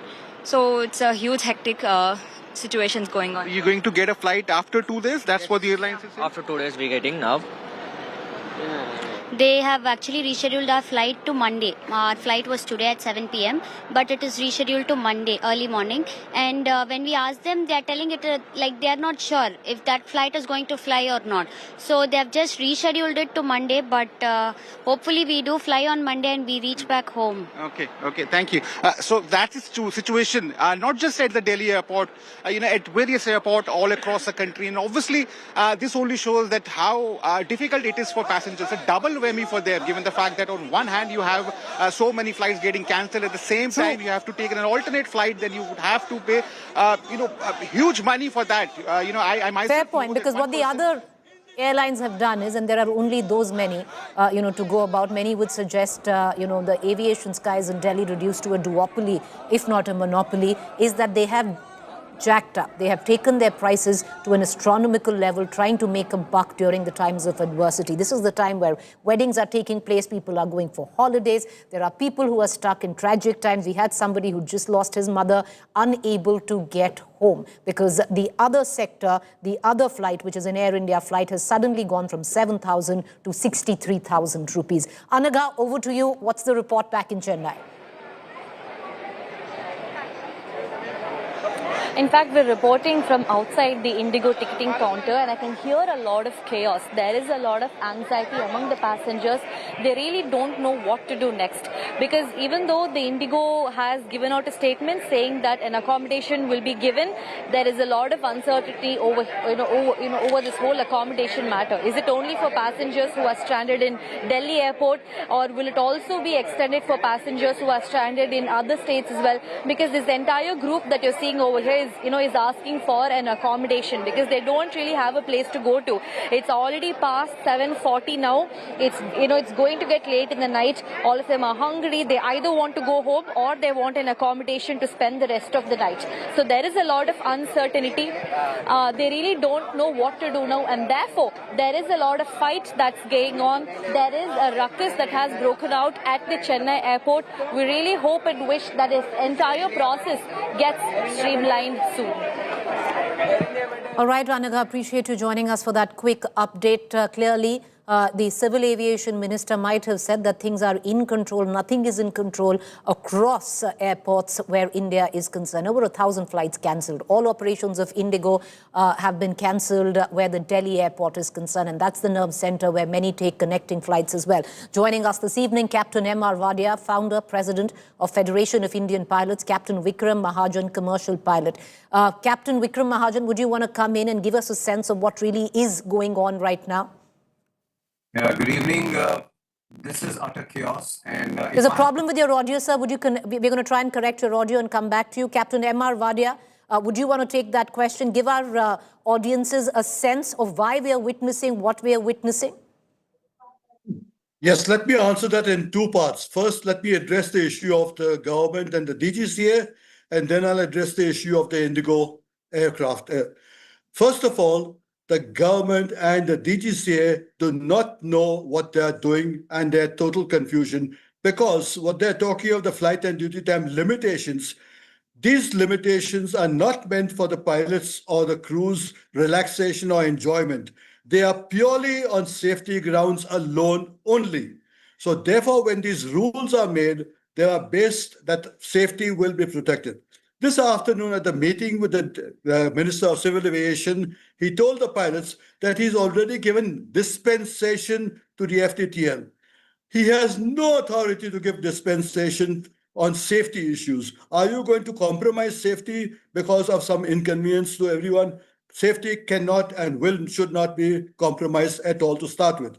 So first of all, DGCA and the staff who are responsible need to be removed forthwith, because it's already proved that they did not know what they were doing. Secondly, coming to the airline, IndiGo. 2 years back, IndiGo was informed about the CAR that was available. They took it very lightly, thinking nothing will happen. They'll have a negotiation and they will get by it. They did not take the problem seriously for 2 years. They could have planned whatever planning was required, whether the flights were rescheduled, the crew to be increased. They could have and should have planned it all. The IndiGo staff has booped very badly, and they should be held responsible for this chaos that has been happening today. Everyone, including the DGCA and the IndiGo, took it very lightly that these safety issues can be compromised. They can give dispensations. Then the DGCA in the past has given dispensations when they have no authority to do so. Do you see things, wind down? Do you see things getting better anytime soon, Captain? Certainly not. It cannot get better to start with. First of all, the number of pilots or the schedules are not going to change overnight. This will take a very long period of time. So we are looking at least a week, 10 days, what the CEO of IndiGo said. I heard the CEO, and his apology was no apology at all. What was the CEO doing? It is his responsibility to plan what was happening. Every department comes under him. Director of Operations, the planning should have been done thoroughly, properly, and you cannot give excuses at this point in time. There is absolutely no excuse. All right, so we are looking at aviation chaos, which will continue for at least the next few days. That's what we're looking at, Mr. Wadia. I'm sorry, I didn't get your question. We are looking at the chaos continuing and things not streamlining in the near future at least. No, you're not coming. All right, okay, we seem to have lost him, but that's what he seemed to suggest earlier. But thank you for joining us. We're going to keep a keen eye on this story. Thank you for watching. A quick break to stay with us. On the other side, we're going to be joined by Gaurav Sawant.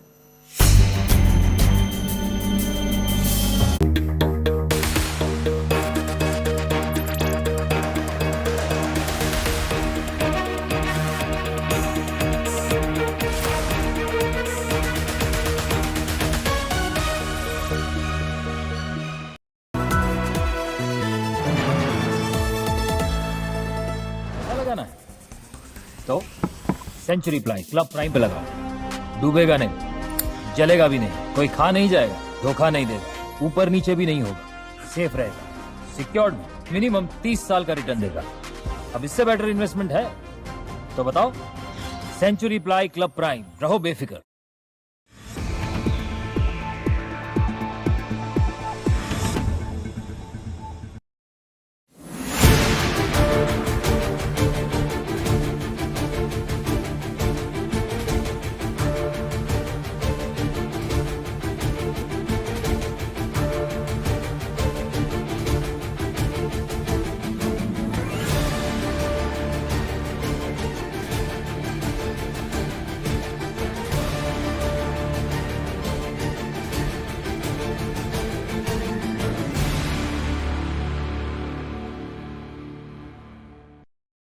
What is the end game for Vladimir Putin in Ukraine? Так я же сказал. Well, I've just said it. Мы признали вот эти. We have recognized. Listen. Мы 8 лет не For признавали. 8 years, we did not recognize the self-declared republics.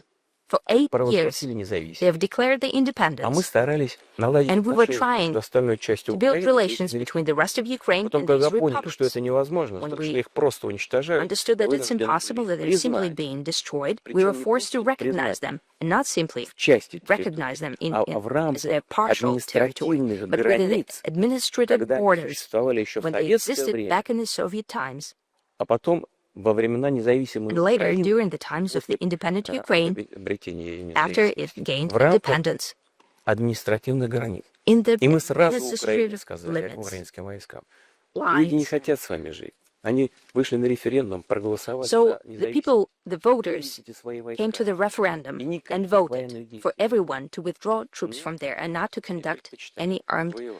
Ну, вот чем actions there. воевались. But they preferred to В принципе, wage war. And now всё к этому it all came to a head. And it all comes to one thing. вооруженным путем освободить Either we do that эти территории, through либо украинские military войска action will liberate the territories, or the Ukrainian troops will withdraw and leave these territories and stop killing people there. Hi, I'm Sana. Here's your weather update. Delhi maximum 23 and minimum 8 degrees. Mumbai maximum 29 and minimum 24 degrees. Kolkata maximum 28 and minimum 16 degrees. Bengaluru maximum 24 and minimum 17 degrees. Chennai maximum 27 and minimum 24 degrees.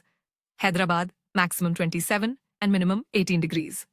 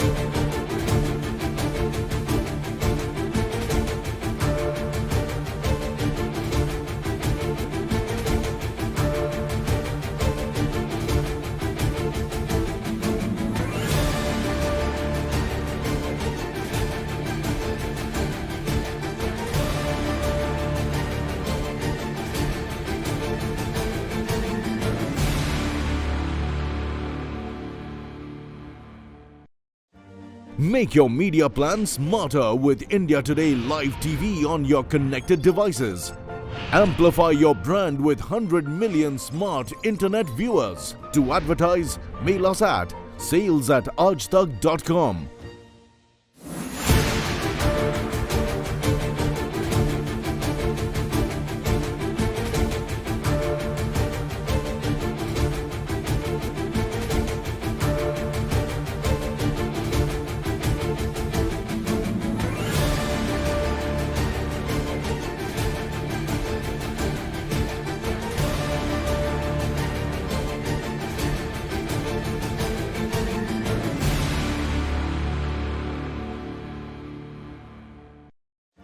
Make your media plan smarter with India Today Live TV on your connected devices. Amplify your brand with 100 million smart internet viewers. To advertise, mail us at sales@aajtak.com.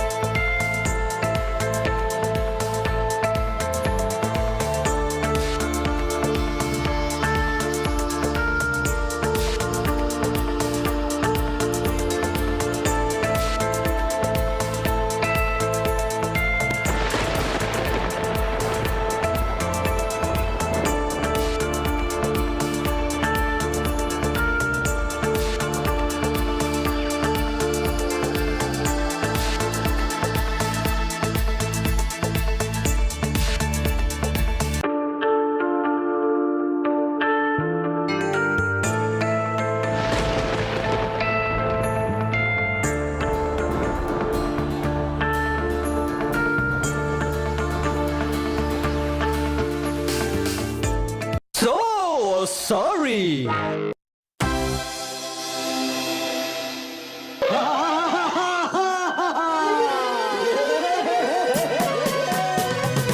ये दोस्ती हम नहीं तोड़ेंगे, मुश्किलें आए मगर तेरा साथ ना छोड़ेंगे।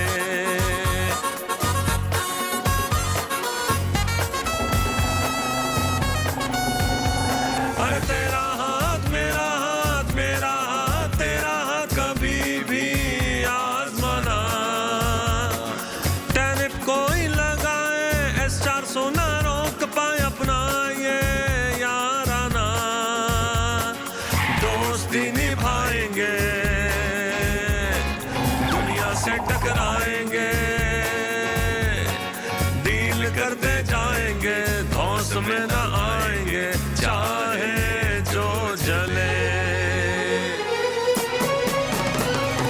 ये दोस्ती हम नहीं तोड़ेंगे, मुश्किलें आए मगर तेरा साथ ना छोड़ेंगे।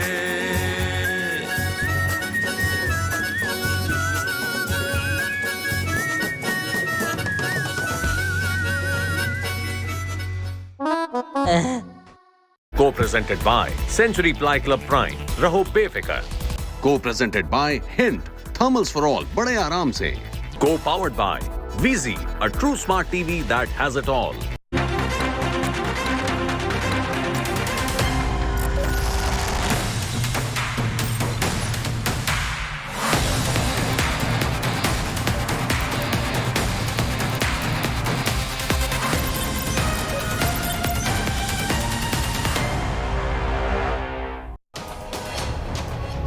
Hello and welcome to an India Today special broadcast. I'm Gaurav Sawant.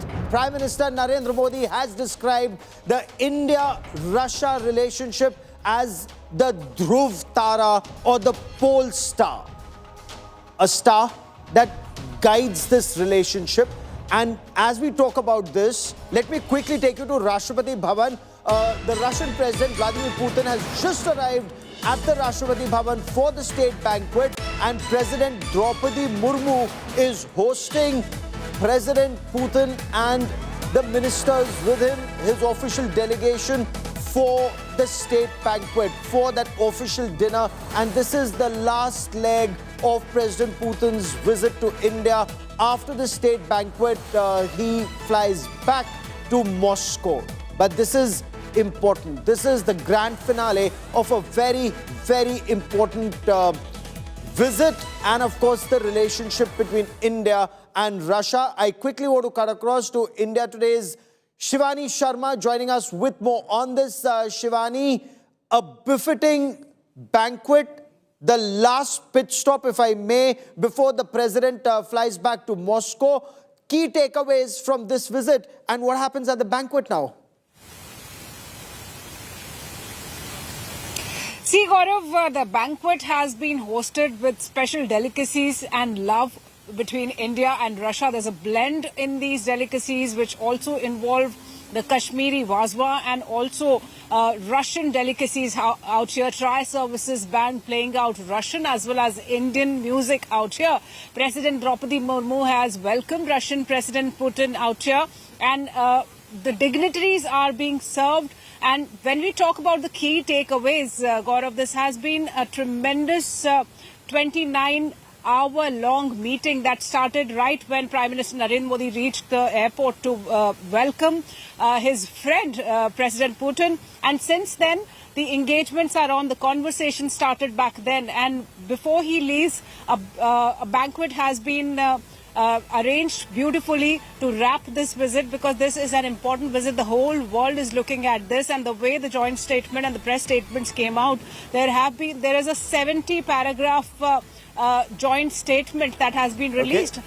All these areas, be it the space, be it the civil nuclear energy, be it health, be it military, be it counter-terrorism efforts, everything has been included. And the bonhomie between Prime Minister Narendra Modi and President Putin has been quite evident since he arrived in India.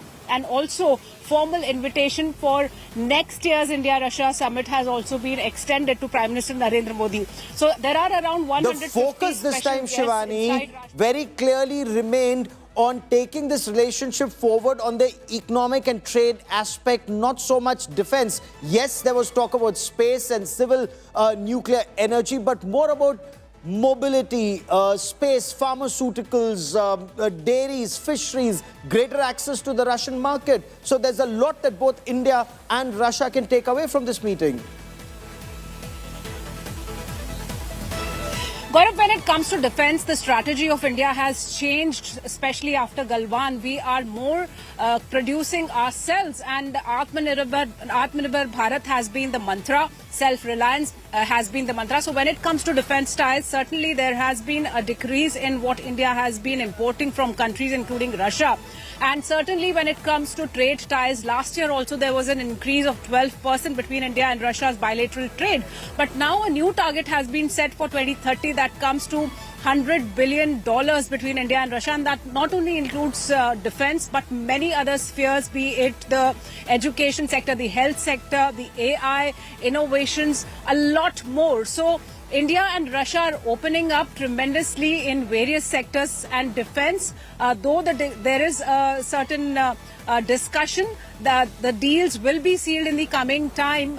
We have seen Keep tracking that story, Shivani. I will come back to you for more on that. But for the moment, I want to bring you back to our studio, and in the India Today studio, we're recreating that Kremlin Hall where India Today's Geeta Mohan and Anjana Om Kashyap spoke to President Putin. Both of them are with me on this special broadcast. That's our top focus story.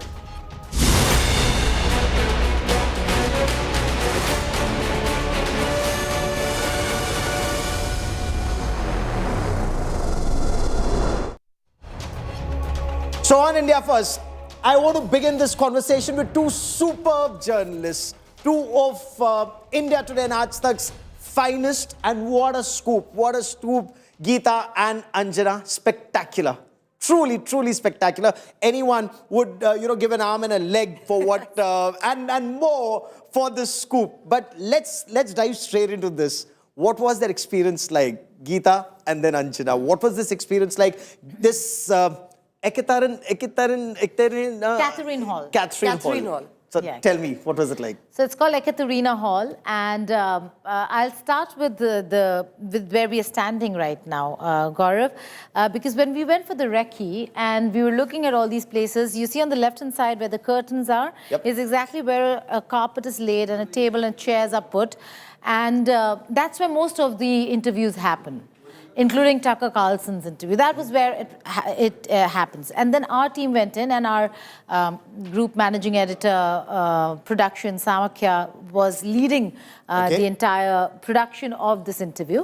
So he went there and he saw the statue, and he went up to the press, assistant press secretary, and he said, can we get this? And he was talking to me, and we said, they want this, they want that statue as the backdrop.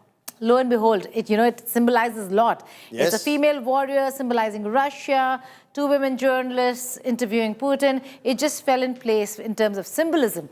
But we didn't know it then. He just wanted the statue. And so then he pushed for it, and we got it. They were professional. They agreed to things. They said, it's your interview. And then later he said, this is the first interview that's not taking place where it normally does. This is the first time this statue is the backdrop of an interview. Anjana, what was that experience like for you to be at Kremlin, to interview President Putin?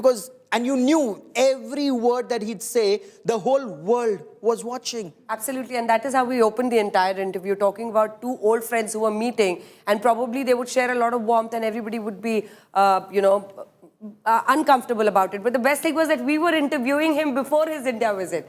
So Gaurav, this experience is actually unmatched. It's like, I'm still, trying to relive a lot of those moments, because every time we would reach a historic place, I would tell those guys who were escorting us around, let me soak this in, let me soak this in, let me take this in. It's yet to sink in. Yeah.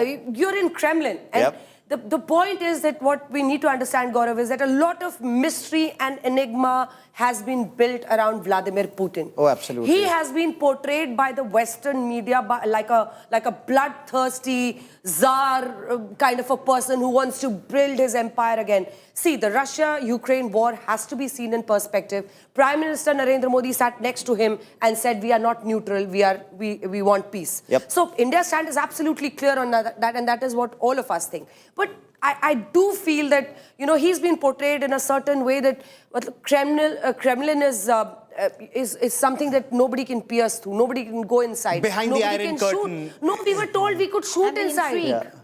And we were told, Geeta, that we could shoot inside.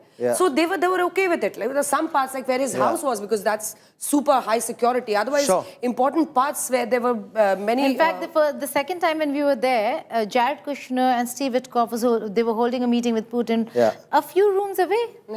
We were right there. And everything was just happening in front of our eyes. The 3 best important takeaways for me from this interview.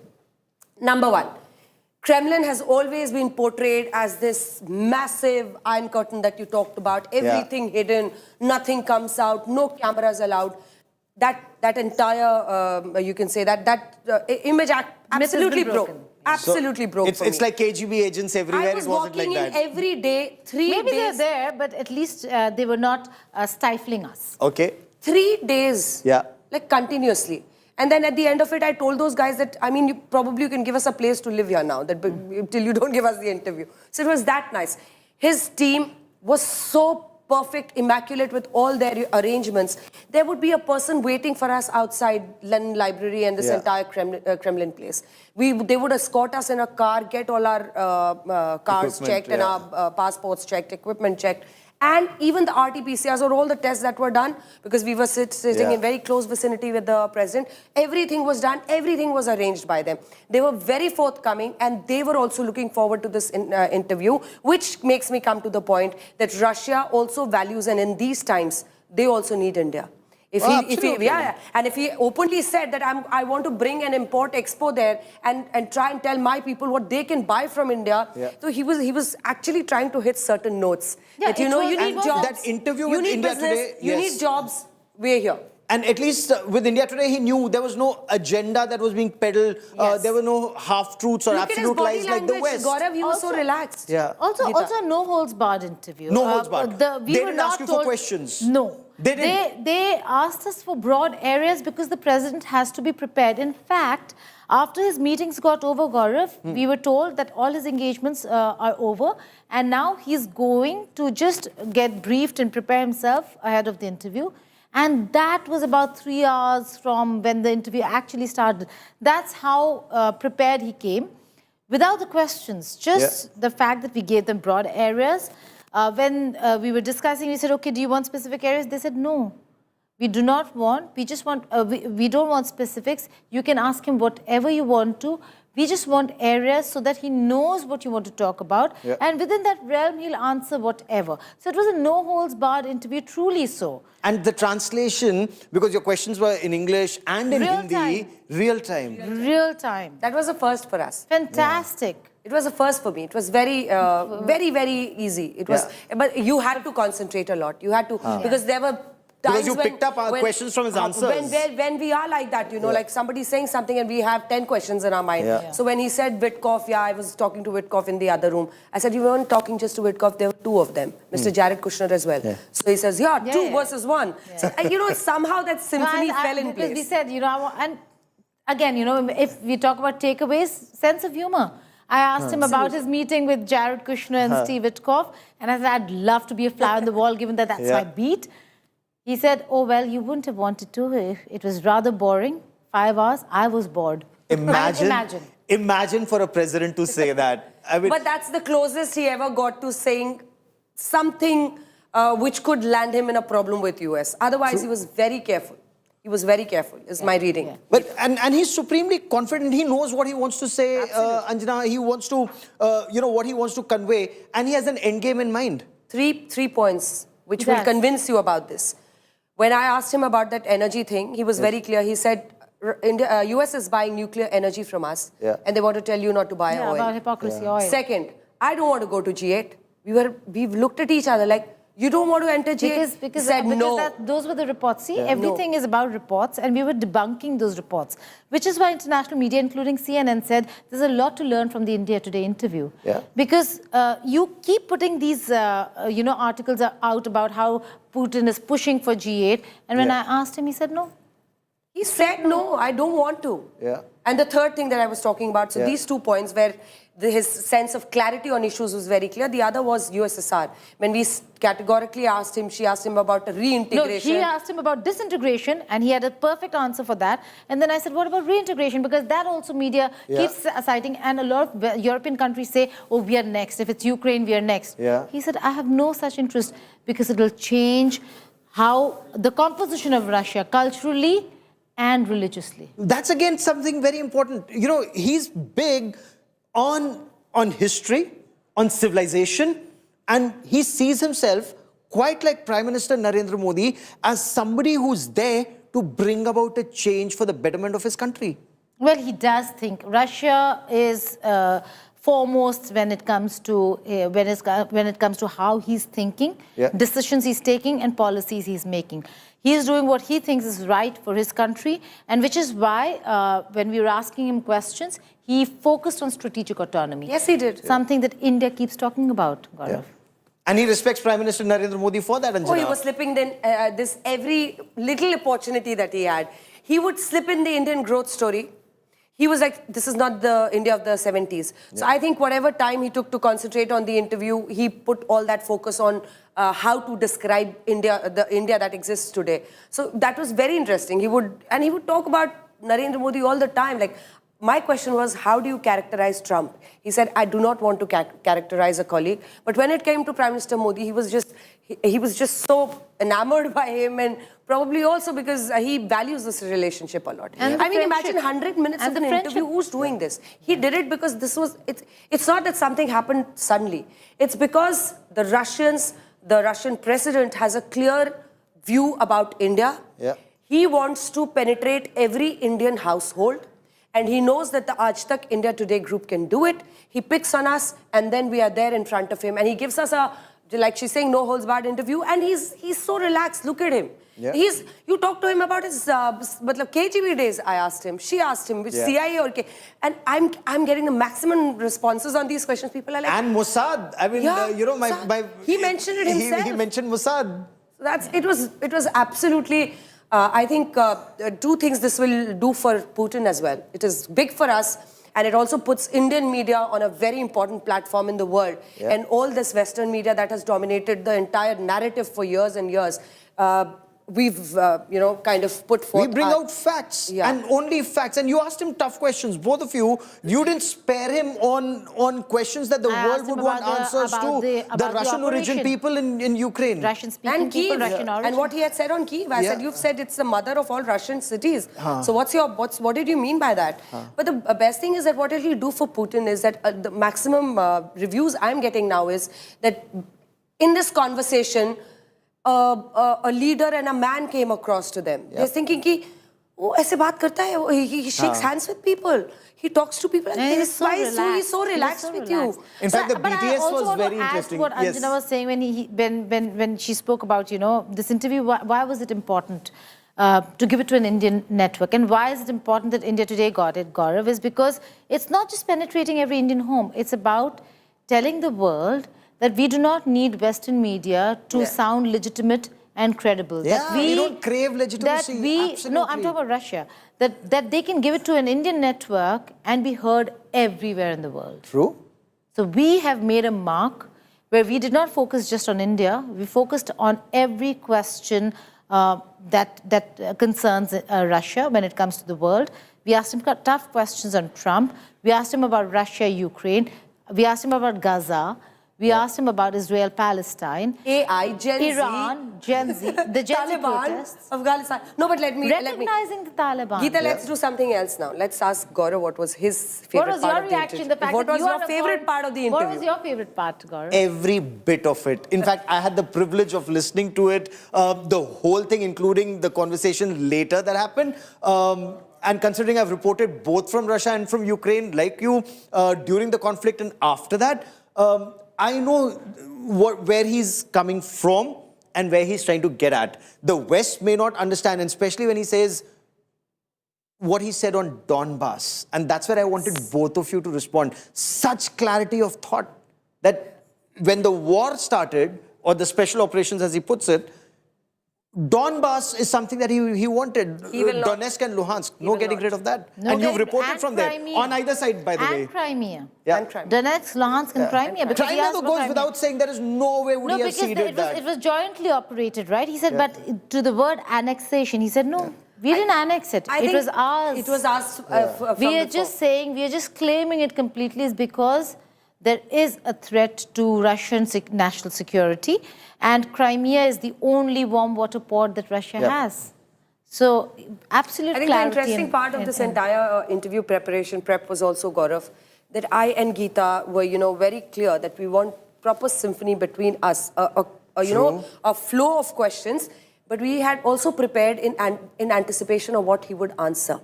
So we were like, which parts are you, what are the red lines? So we were clear that he's going to try and evade such questions, maybe. Did he? So I think he evaded the China-India question quite smartly. A little careful. I think he answered, but he was careful. See, when he talks about nuclear energy, he's... In fact, he did not evade, Anjana. He said a very important thing there to you. He said that I see that they both are making an effort and there is intent to resolve. He sees it that way.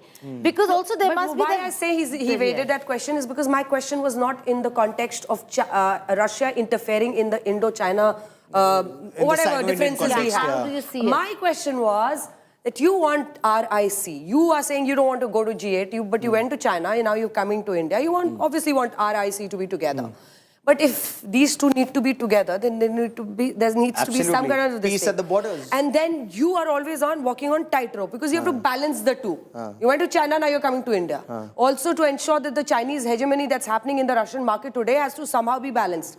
How are you balancing India and China? That was my question. I know, but he took it away from there. But if he would have said anything, that would have been interference. Yeah. You're getting it in diplomacy. If he would have said anything, that would have been interference. He could have said left it at that you guys decide. No, Geeta. So the answer could have been, I'm just assuming, could have been the Chinese and the Chinese people are equally important for me, but keeping this relationship with India is also very important. They're equally important. He didn't want to say that. Equally, or words like that, or I value this and I value this more. He didn't want to say that. He said that they have to sort their differences. We will work together. And in your view, Geeta, his love for India and for Prime Minister, his affection for Prime Minister Narendra Modi comes out very naturally, because I was just watching, he was talking about yoga, he was talking about Raj Kapoor just a moment ago. Yeah, RT. Yeah, so all that comes very naturally to him. It does.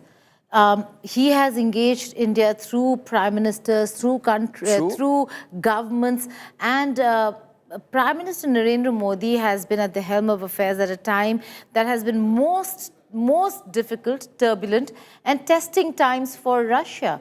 And India stood by Russia come what may. In fact, if these visuals, not the ones that you're seeing because that is us, but if the visuals of Modi and Putin are to be seen closely, it just spells out defiance. This woman that you're seeing right now, yes, she was one of our translators. Oh, I thought she was one of the security, No. So this girl, she was one of our translators, and you will see the other one in the informal conversation where this other gentleman who was part of all the translation when we were, like having an informal interaction. But you'll see that girl right now. This girl. Yeah.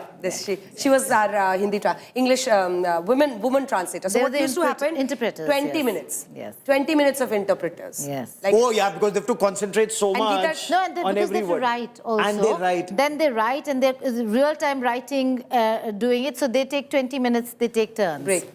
They take turns. In fact, Geeta, tell him about what they told us. That don't be surprised if you get a man's voice in your ear and then suddenly there's a woman speaking. And then they prepared us, because then they came, the two officers came, and this lady officer and the other gentleman, and they introduced themselves. Then they practiced with us. We did a real-time, and also real-time. Real-time, how will it sound? Because for Anjana, it's the first time that she's doing an interpreter.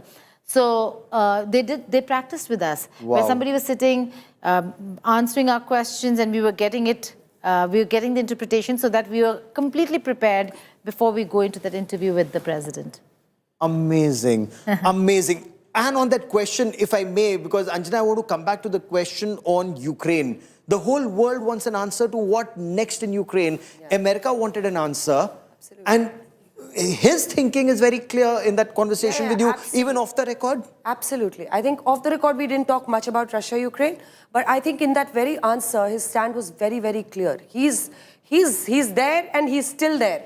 He's not coming back. No, in fact, those lines seem to be advancing. The manner in which the Ukrainians... And even when she mentioned the port of Crimea, she talked about Crimea. So what happens is, when you finish your question, and even on the way, that live translator is happening. Yeah. So when he heard Crimea, and she said that about this, I heard him laugh midway in hearing to that question. So this man is absolutely also clear. because he understands English. Yes, he does. He just does not speak it. He understands English completely. But even in the off-record conversation, he wanted a translator. Because probably, see, like a little thing happened. We were talking about some other gentleman. And initially we thought he's saying that he's not sharp. So 3 or 4 of us started laughing. Then he corrected. He realized that we didn't get it. He said, no. What did you ask? I am saying he is sharp. So, the point is that there is scope for a little misunderstanding. Who you're talking about. No, don't. And no, you assume all you want. You assume. Yeah. No, and the fact he is where he is and finding the way for peace shows he's sharp. He is very sharp. On Ukraine, he made it very clear on Steve Witkoff, because that also made headlines all through Western networks. They're very focused on Russia, Ukraine. He said that I asked him 28-point peace proposal, is it out of the table, out of the window, off the table? He said, no, it's on the table. It's just now 4 packages. He didn't elaborate on what those 4 packages are, but they really, which he also hinted at one thing. He said, I see intent when it comes to Donald Trump wanting peace, but I also see economic interests. Oh, absolutely. Reconstruction would have a lot of oil, rare earth, gas. Rare earth in Ukraine. Yeah. I'm sure there's already a deal that's happened behind the scenes. So, okay, so we've digressed a bit. Let me come back to the interview. There are many who see him as the new czar of Russia. Did you get that impression, either of you, Anjana and Geeta? Absolutely not. Absolutely not. And that is where I began, because all this narrative that has been built around him, he's very warm. He's very warm. Like, we were, apprehensive if we should be shaking hands, because obviously, I mean, we have to wait for him to take that this thing. And he came forth like this, and then he's smiling, he's laughing all through the interview. Yeah. He's smiling, and I'm like, okay, I'm asking questions on March 8, 2014. You were addressing the Federation Council, and you said Kyiv is the mother of all Russian cities. What did you mean? Smiling, and then he's answering, and then he's waiting for the next one. So he was very engaging. So I think this entire thing... And historically, Kiev, Russians hold Kiev in so much respect, the Orthodox Church. But he also mentioned in that response to you that what they're doing to Orthodox Church is not correct. Because now it's separate. Yeah. The Orthodox Church in Russia is absolutely separate from the one in Kiev, whereas it was Kiev held the key. Absolutely. We've been there, incidentally, we went there together. It's beautiful. You have to see it to believe it. And I mean, if this war wasn't there, Russia and Ukraine together as friends are a great part of the world to be in. He's just saying that. If there's no NATO threat, we're great. I don't want NATO in my backyard, as America did not want, and that's me, not him, saying, as America did not want Russia in their backyard during the Cuban Missile Crisis, Gaurav. Yep. So there's clarity in what the West is trying to do and what the West wants to do, to which I said, Zelensky, was NATO ever on the table? He said, you ask that gentleman, because he's the one who promised all this. He's the one who is responsible now for what is happening in Ukraine. And he went on to actually call him a neo-Nazi. I think there has to be a realization. But he also offered peace through negotiations, which is also rare, because for the longest they did not want to negotiate with Ukraine. Now they're saying, come to the negotiating table. Very, very interesting. Okay. And your impression, Anjana, that one, he's supremely confident. He's all there. He's, despite being one of the most powerful men in the world, Anjana, he's very careful in what he says, let's say about Donald Trump or Prime Minister Modi or any other world leader. Exactly. So, in fact, as soon as the interview was over and we were having this little conversation, he actually said that you were trying to get me there so that I would say something, but I did not. You know what we're talking about. So, I assess him as a politician who does not fear the West. Russia stepped into this century with him. He has been at the top for a quarter of a century. But at the same time, this man is not going to stoop to the level of some other politicians who name people, who abuse people openly. He was very categoric. Like, he had to say, you're buying nuclear energy and you want to stop India. I don't want to be part of G8. So these things were coming. So that showed clearly that he doesn't fear the West. But he did not want to name and shame anyone individually. So I think a very mature leader who knows that when he talks or when he speaks, a country and its people are at stake.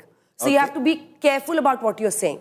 He knows that responsibility. So I think you have to give it to him that in spite of the fact that he's probably, one of the most influential and like the most powerful nation's head, he was very clear that I will not misuse my this thing to slightly talk about anyone, be it anyone. I think kind of old school.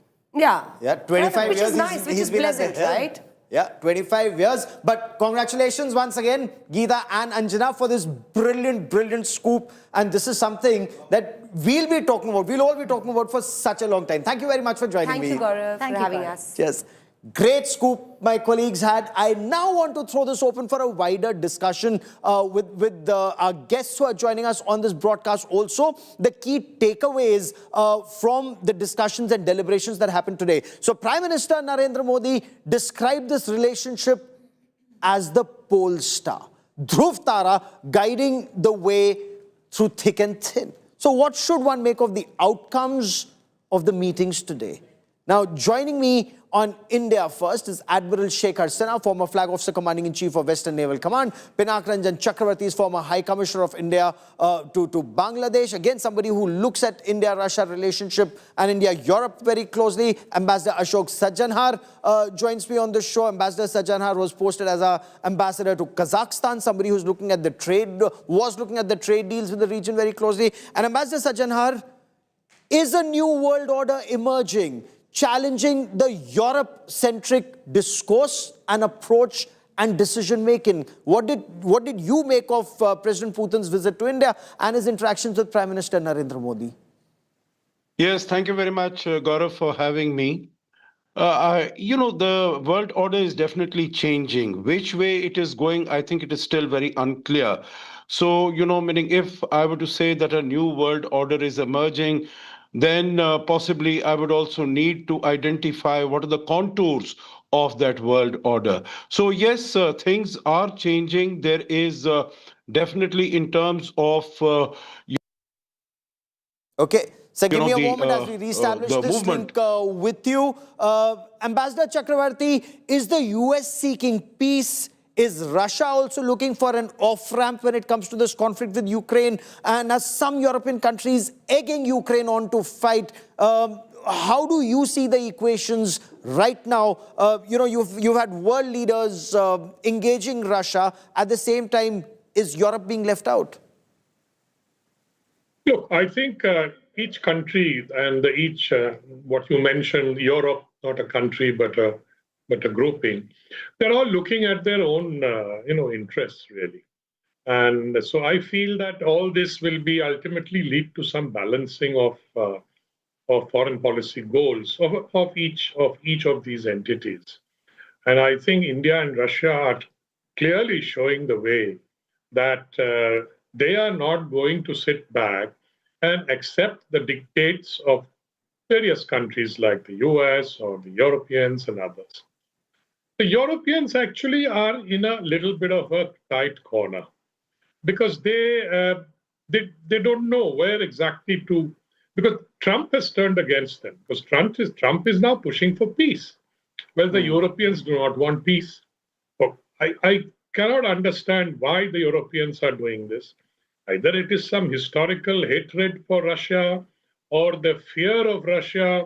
Something is driving the Europeans to take this position, or they see this war as a good opportunity for their defense industries, which, as we normally used to say, that America needs a war to make its military-industrial complex thrive and profit.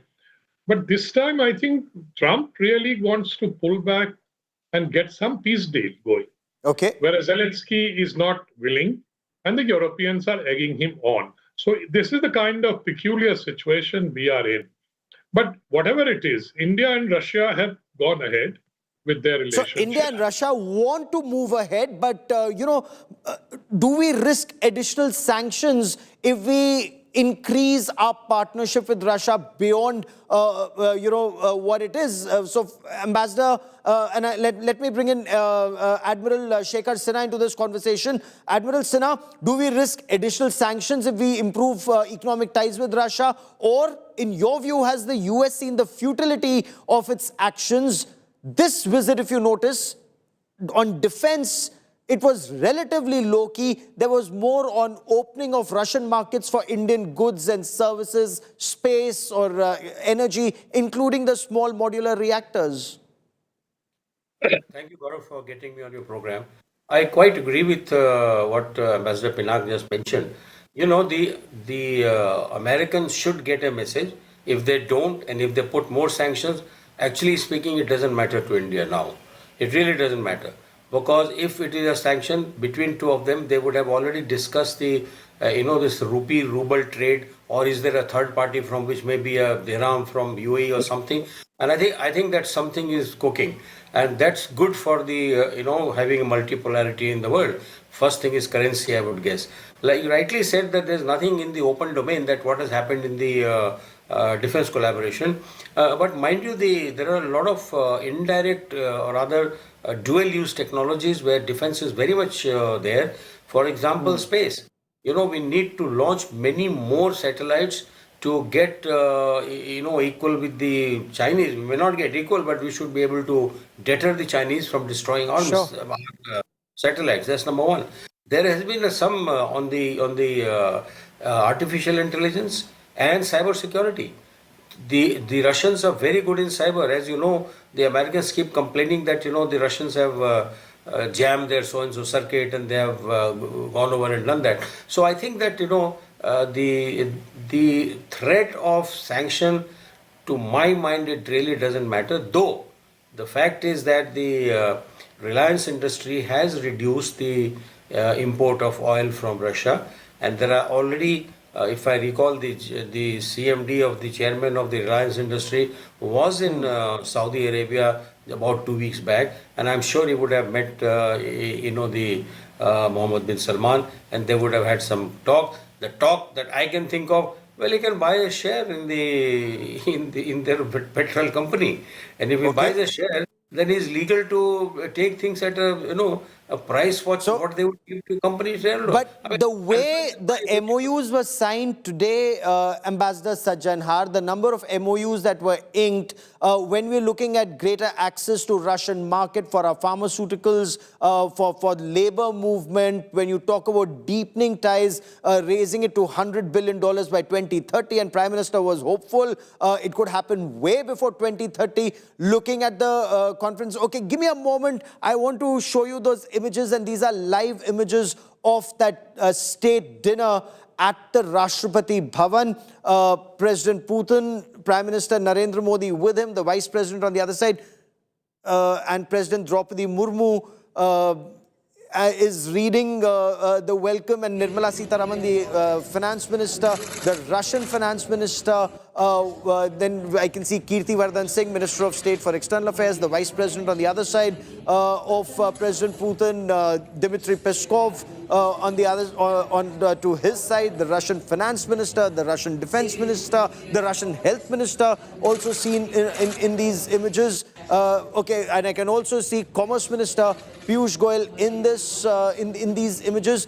I don't know if we have audio to that, and we're getting these images courtesy RT India. RT, incidentally, is the Russian channel that has just launched in India, and Russian President Vladimir Putin was just there at the launch of RT. This again is one way of for the world to know the Russian perspective through India.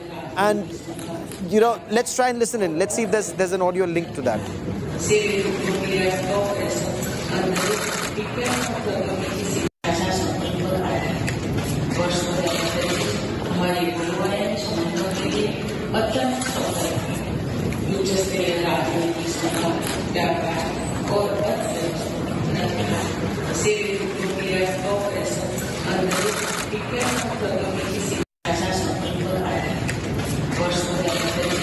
So shortly, hopefully, we will get you more on that. But Ambassador Sajjanhar, if I could come back to you. If we were to increase our bilateral trade to $100 billion by 2030, or as the Prime Minister said even before that, do we risk additional sanctions if the Russia-Ukraine war is not sorted out quickly? Well, thank you very much, Gaurav, for having me on the show, and my apologies that the connection didn't work earlier.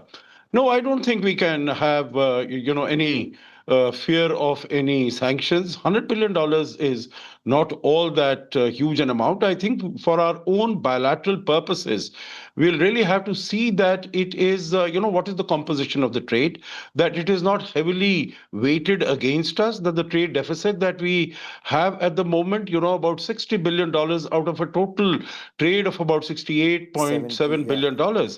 That's not sustainable. And, for two strategic partners, special privileged partnership, etc., it doesn't work. So, it has. But that having been said, I think what I could sense from the meetings and from the pronouncements and also what Mr. Putin said in the interview that he gave to your two colleagues, Geeta and Anjana, that there is determination on both sides to enhance this partnership, because we've been talking about defense, we've been talking about oil, we've been talking about nuclear energy. These are the three pillars. And, it is dismal if you take out the oil component and the fertilizer component. The total trade is just about $10 billion, meaning I have served in Moscow on two occasions. We have always worked towards increasing that trade. And, the target was $30 billion by 2025. Now we have $69 billion, but it's heavily weighted against us. As I said, it's not sustainable. Both of them have now determined what are the items that can be exported, additional items that can be exported from India to, and there is also the free trade agreement between India and the Eurasian Economic Union. I think that could also serve as a game changer. Ambassador Chakravarti, while there was conversation, since Ambassador Sajjan had also mentioned that exclusive interview to India today, President Putin, in a way, exposed the hypocrisy of the West and especially United States of America when he said they continue to buy uranium from Russia, they continue to buy fertilizers and yet impose additional penalty and tariffs on India. Do you see forward movement on that? How would the West be viewing this bonhomie between India and Russia? Will America double down? Or in your view, would they systematically want to perhaps backtrack and bring the India-US relationship on an even keel? Well, I think, as you said, it won't go down very well because they don't like what's happening because they think India should not get close to Russia. But that's their view, and we have our own view. And you are talking about more sanctions. I don't know whether they will come or not. If they come, then I think Indo-US relations will slide further. And we will have to then look at other markets as we are doing now. The Eurasian one mentioned by Ashok is another one that if we can get that going, then we'll have more markets coming. And my understanding is that even some of the exports which were hit very hard by the additional sanctions imposed by Trump, they seem to be recovering because other markets are coming up. And Russia obviously... In fact, Prime Minister Narendra Modi specifically mentioned dairy and fisheries in context of Russia with that MOU, sir. Exactly. So Russia is a big market. And I think if we can divert some of those exports to Russia, and Russia needs some of these consumer items which they buy from elsewhere, if we have to be competitive, of course. And then I think, and some non-tariff barriers are there which need to be removed. And also the transportation to Russia is a little expensive. So we need to start connectivity, which we are doing from Chennai and other places. So these are some of the things that we need to plan, and it is being planned, and put it into practice. And Admiral Sinha, your assessment of the significance of the MOU on shipbuilding, that's something that Prime Minister Narendra Modi has been big on, and the navigation of Arctic waters, polar waters skilling. If that starts happening now, how soon do we see an impact? The icebreakers, are we getting in to that region which will be desperately needed perhaps 10 to 20 years from now or even sooner? Sir, request you to unmute yourself. Shipbuilding is it's a very good move because if you see the Sagarmala project, there has been approval already given to make 2 shipyards, one on the east coast and one on the west coast. And that the government is going to invest a lot of money. So the Russian shipbuilders, if they come and tie up with any of our shipbuilders, so that's going to be a good move. But I would think, but that only going to increase the trade deficit. So what I would believe that India should invest, in companies together with the Russians in Russia, which will give you a little more outing of your, your own money, and you will reduce the little bit of deficit. So I wouldn't be surprised that if the shipbuilding company is actually in Russia, and with the Indian partnership and India investing some money there in FDI, and that ship should be building for both India and Russia. The second one that you talked about, the Arctic navigation, no, there is no hurry. But you never know the manner in which the world is changing. Tomorrow, this might be a better route to send your, shall I say this? Goods to the west, yeah. To the Atlantic, and countries very close to Atlantic. The European Union, etc., with whom our trade is improving. But more importantly, it is getting a little bit, shall I say, weaponized. Arctic is getting weaponized a little bit. Yes. And you see that if there is a talk of sending some American troops and some nuclear weapons on in Finland. I think we're getting the first image. Of the gifts that are being presented, and if I can read that correctly, that's Assam tea that has been presented, and I would ask our producers to give us more details on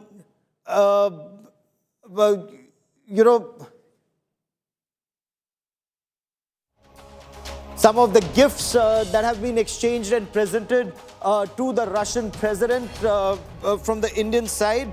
Let me get you more on that in just a moment. So this is fine Assam black tea. Tea grown in the fertile Brahmaputra plains, prized for its robust flavor, bright liquor, and traditional processing. Also, the recognized GI tag in 2007. So there's Assam tea that's been presented. There's on its silver tea set. This is from Murshidabad, a silver tea set, intricately carved. This again is one of the presents. And incidentally, in both societies, Russia and India, tea is a symbol of warmth, connection, and shared stories. Admiral Sinha, you've been to Russia so many times, as has Ambassador Chakravarti and Ambassador Sajanhar. The tea ceremony is huge, the bread and tea ceremony. But that's true. You're right. I mean, tea is really considered, it's just like having kahwa when you go to the West Asian countries. They begin with kahwa and they end with kahwa, or cafe as they call it. So there's a very similar thing here in Russia. You start, if you're not at a dinner banquet, you start with tea and the tea just carries on. Tea never seems to finish on the side table. So give me a moment, let's listen into President Putin. Creating its own future. Помогали в создании крупных объектов промышленности, энергетики, инфраструктуры, в развитии космической программы. They help construct major infrastructural and energy sites and the development of the space program. Именно в декабре 15 лет назад было принято совместное заявление, которое ознаменовало выход наших межгосударственных отношений на новый, еще более продвинутый уровень особо привилегированного стратегического партнерства. 15 years ago, we signed a very important declaration that elevated our relations to a new level, the level of the specially privileged strategic partnership. И это стратегическое партнерство успешно развивается на принципах равноправия, взаимного уважения и учета интересов друг друга. And this partnership is developing based on the principles of equality, respect and mutual consideration of our interests. Наполняется все новым, обоюдовыгодным содержанием. And it is getting substantiated even more. Наши переговоры с индийскими друзьями вчера и сегодня отличала по-настоящему открытая и конструктивная атмосфера. Our talks with our Indian friends yesterday and today were genuinely open and constructive. В принятом итоговом программном заявлении намечены масштабные планы сотрудничества на перспективу в политике и безопасности, экономике и финансах, транспорте, энергетике, образовании и культуре. The declaration that we have adopted encompasses a wide area of cooperation in different spheres such as the politics, security, economy and trade, energy, education and other spheres. Уверен, что этот документ и другие достигнутые значительные договоренности придадут серьезный импульс развитию двусторонних связей.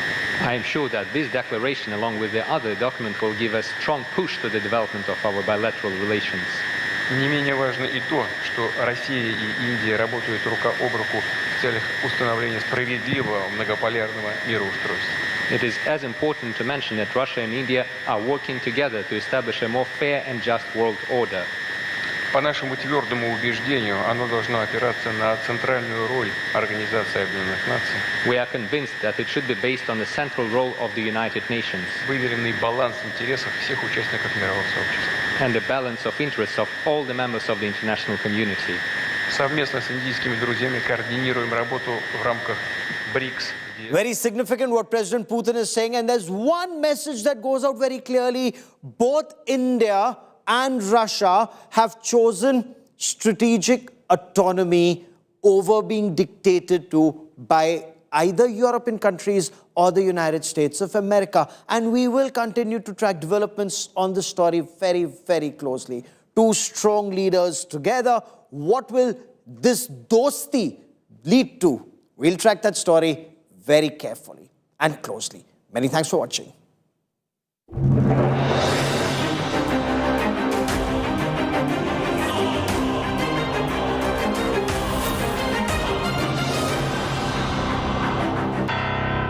ऐसा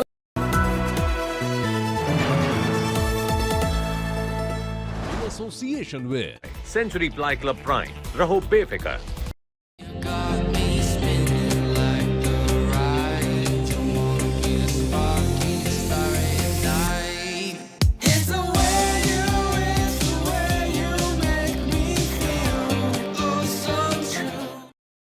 पैसा लगाना है तो century ply club prime पे लगाओ। डूबेगा नहीं, जलेगा भी नहीं, कोई खा नहीं जाएगा, धोखा नहीं देगा, ऊपर नीचे भी नहीं होगा, सेफ रहेगा, सिक्योर्ड मिनिमम 30 साल का रिटर्न देगा। अब इससे बेटर इन्वेस्टमेंट है तो बताओ। सेंचुरी प्लाई क्लब प्राइम, रहो बेफिक्र। सैल्यूट है जी, आप देश की रक्षा में जान लगा देते हैं। और आप घर घर में तार लगाते हैं जी। ई बीम टेक्नोलॉजी से बनी, न जले न पिघले, सबकी रक्षा करे। हम सरहद पर लोगों की रक्षा करते हैं और आप देश के अंदर। सैल्यूट तो बनता है जी। अपार अणुशक्ति फायर प्रोटेक्ट वायर, अपार देश का तार।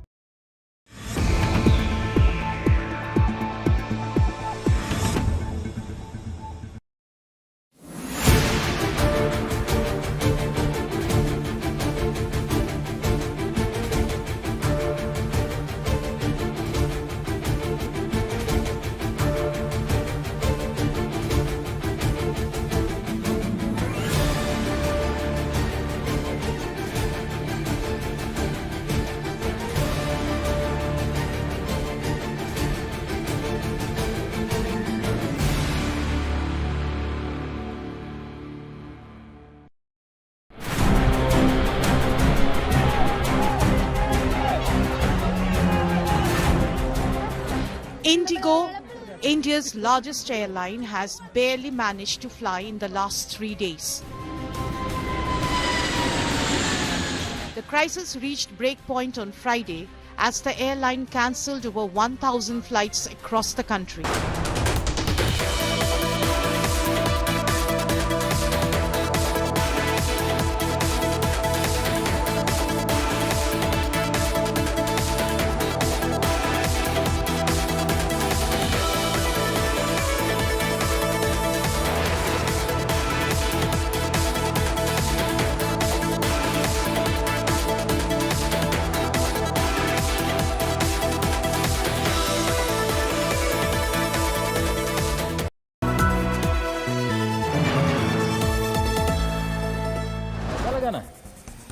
तो सेंचुरी प्लाई क्लब प्राइम पे लगाओ। डूबेगा नहीं, जलेगा भी नहीं, कोई खा नहीं जाएगा, धोखा नहीं देगा, ऊपर नीचे भी नहीं होगा, सेफ रहेगा, सिक्योर्ड मिनिमम 30 साल का रिटर्न देगा।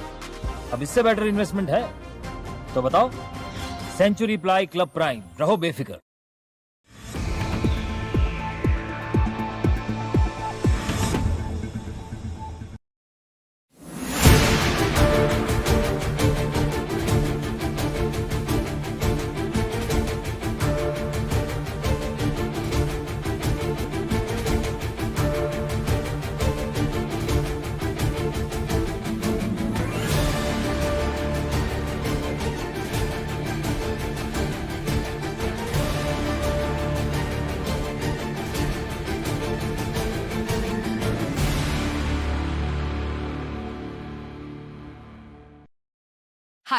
I'm Sana. Here's your weather update. Daily maximum 23 and minimum 8 degrees. Mumbai maximum 29 and minimum 24 degrees. Kolkata maximum 28 and minimum 16 degrees.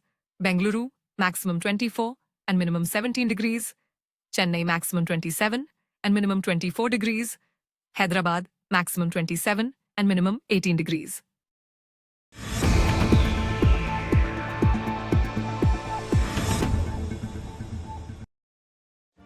Make your media plan smarter with India Today Live TV on your connected devices. Amplify your brand with 100 million smart internet viewers. To advertise, mail us at sales@aajtak.com.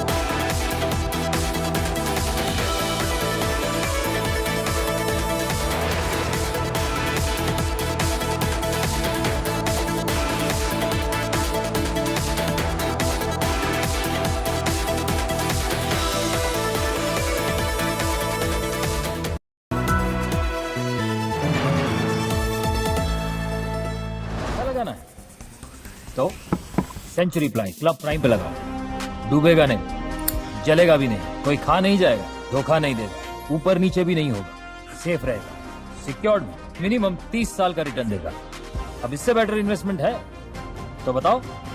Century ply club prime, रहो बेफिक्र।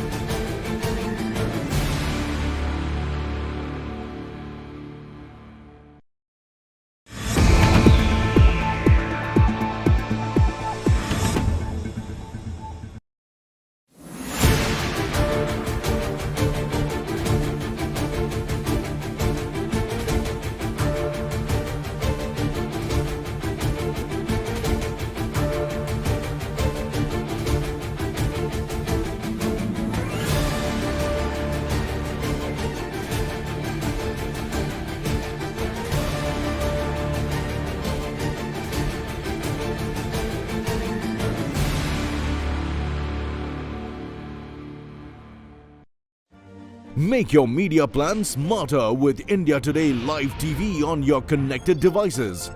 Amplify your brand with 100 million smart internet viewers. To advertise, mail us at sales@aajtak.com.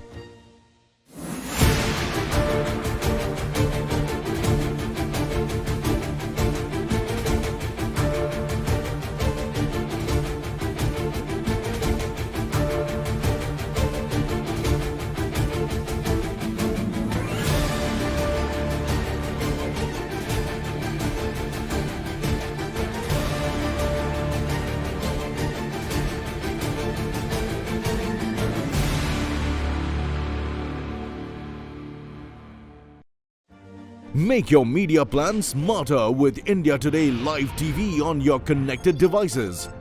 Amplify your brand with 100 million smart internet viewers. To advertise, mail us at sales@aajtak.com.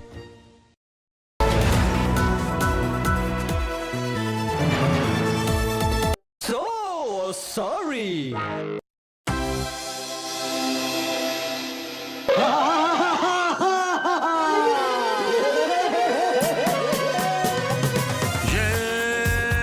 दोस्ती हम नहीं तोड़ेंगे मुश्किलें आए मगर तेरा साथ ना छोड़ेंगे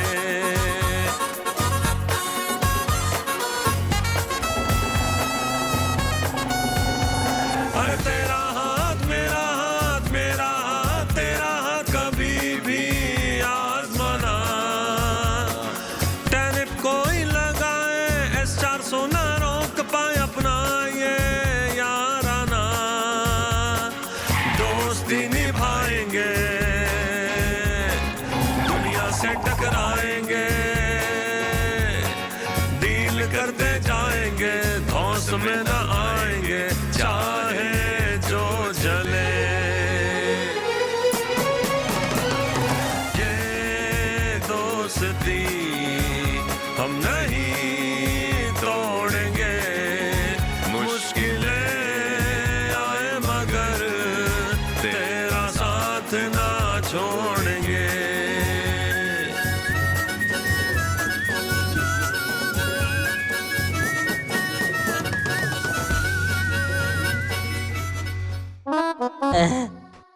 Presented by JK Tire Puncture Guard. Say goodbye to flat tire. You are entering the India Today studio, presented by Visi.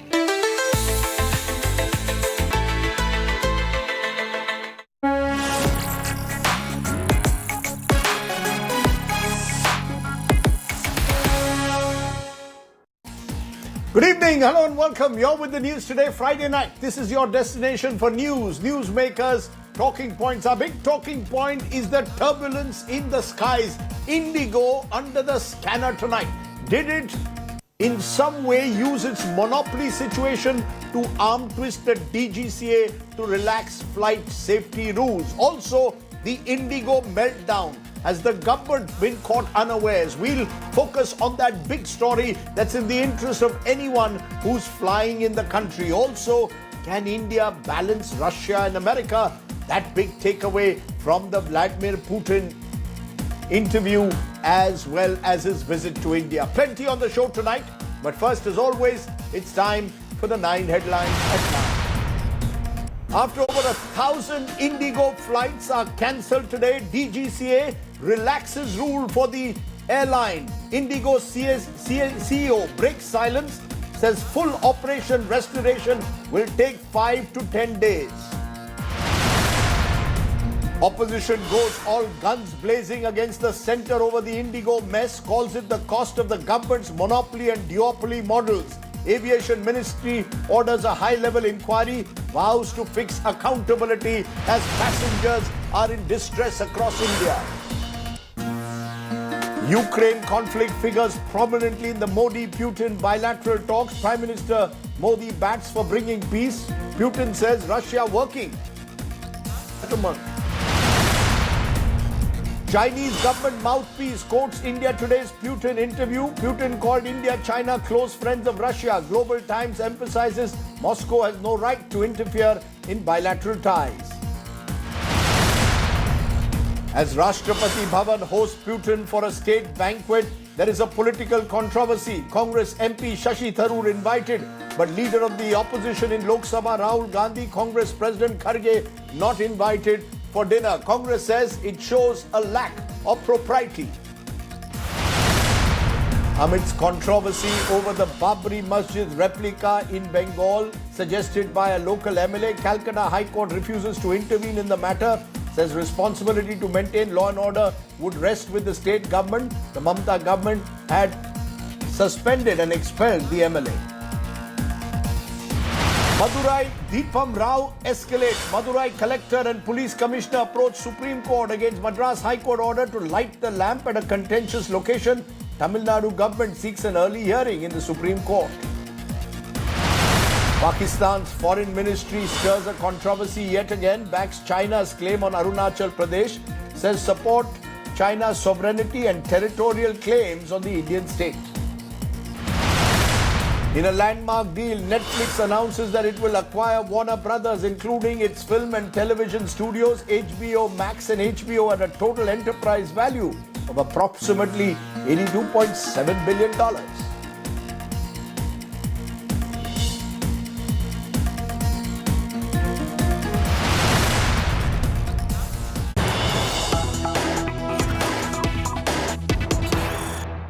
The IndiGo meltdown. The IndiGo meltdown is our big breaking news. Over 1,000 IndiGo flights have been cancelled just in the last 12 hours today. The CEO, Peter Elbers, has finally had to come out and break his silence, apologize in a video message, even as thousands of passengers have been stranded across the country. Elbers claims services will normalize between December 10th and 15th, says he expects less than 1,000 cancellations Saturday. The Railways has been forced to step in, add coaches to 37 trains. Listen in to what the CEO under fire of IndiGo had to say. We've decided today for a reboot of all our systems and schedules, resulting in the highest number of cancellations so far, but imperative for progressive improvements starting as from tomorrow. With these actions, we expect tomorrow to have cancellations below 1,000. The support of DGCA in providing specific FDTL implementation relief is of great help. Still, there's lots of work in progress, but going forward from here, in alignment with the Ministry of Civil Aviation and DGCA, we do expect to further improve every day. The ministry has been thoroughly engaging from day one. So in the initial, when we have seen a lot of delays happening with the IndiGo operations, then we have engaged with them. We have told them to take all the necessary steps to ensure normalcy within the next 2 days. We have instructed all the airport operators, all the people who are on the ground interacting with these passengers to be sympathetic, to be empathetic, to understand and to use the right communicative language, because there is a lot of frustration also because of the delays, and people have been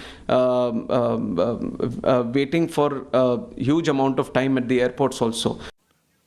Now, India's biggest airline is facing what is a full-blown meltdown, arguably one of the worst crises that has faced domestic civil aviation. At the heart of it are rules that were framed by the government that would have allowed pilots, for example, to have more rest time.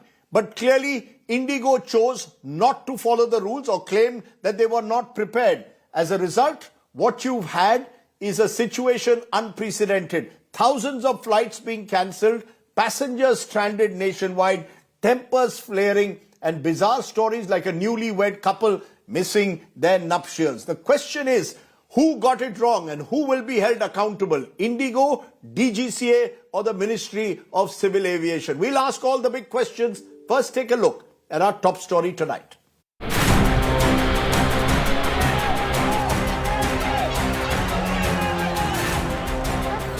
IndiGo, India's largest airline, has barely managed to fly in the last 3 days.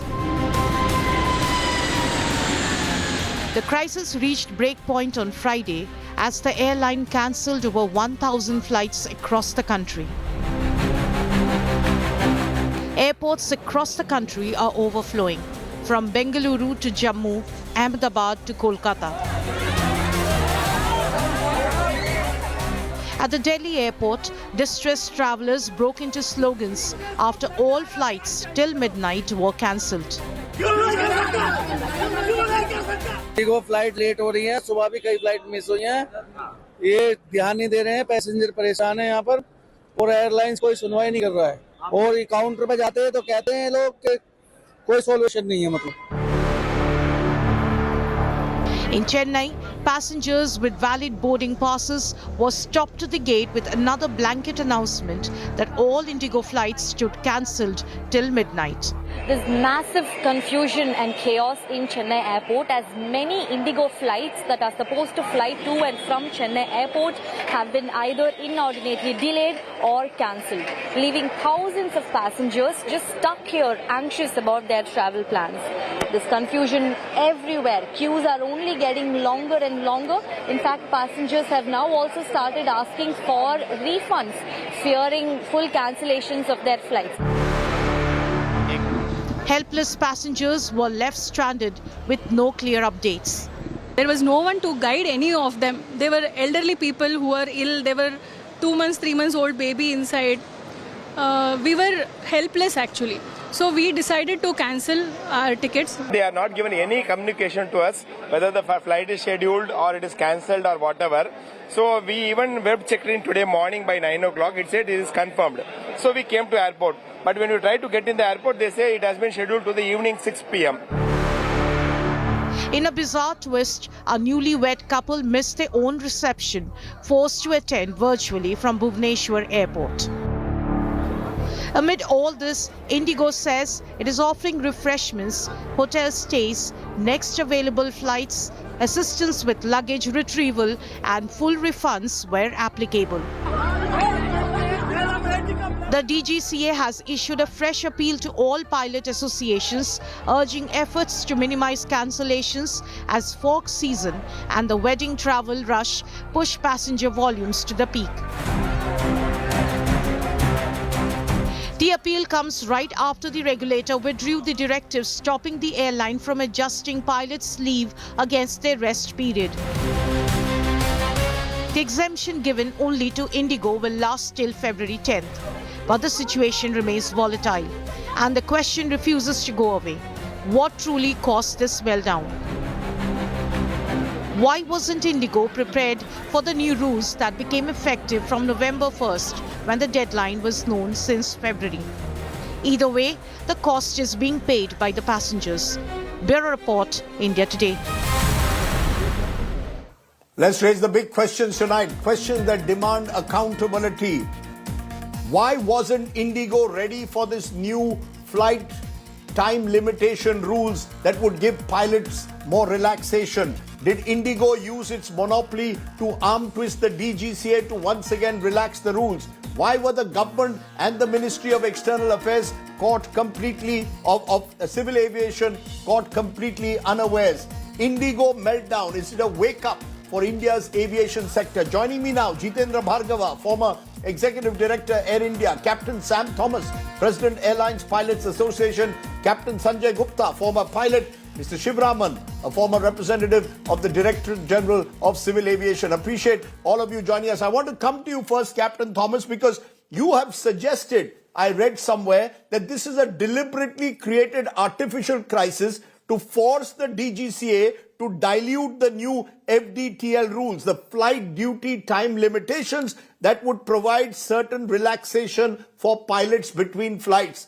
Do you believe IndiGo misused this and blackmailed DGCA to once again relax the rules? Absolutely, absolutely. Rajdeep, good evening.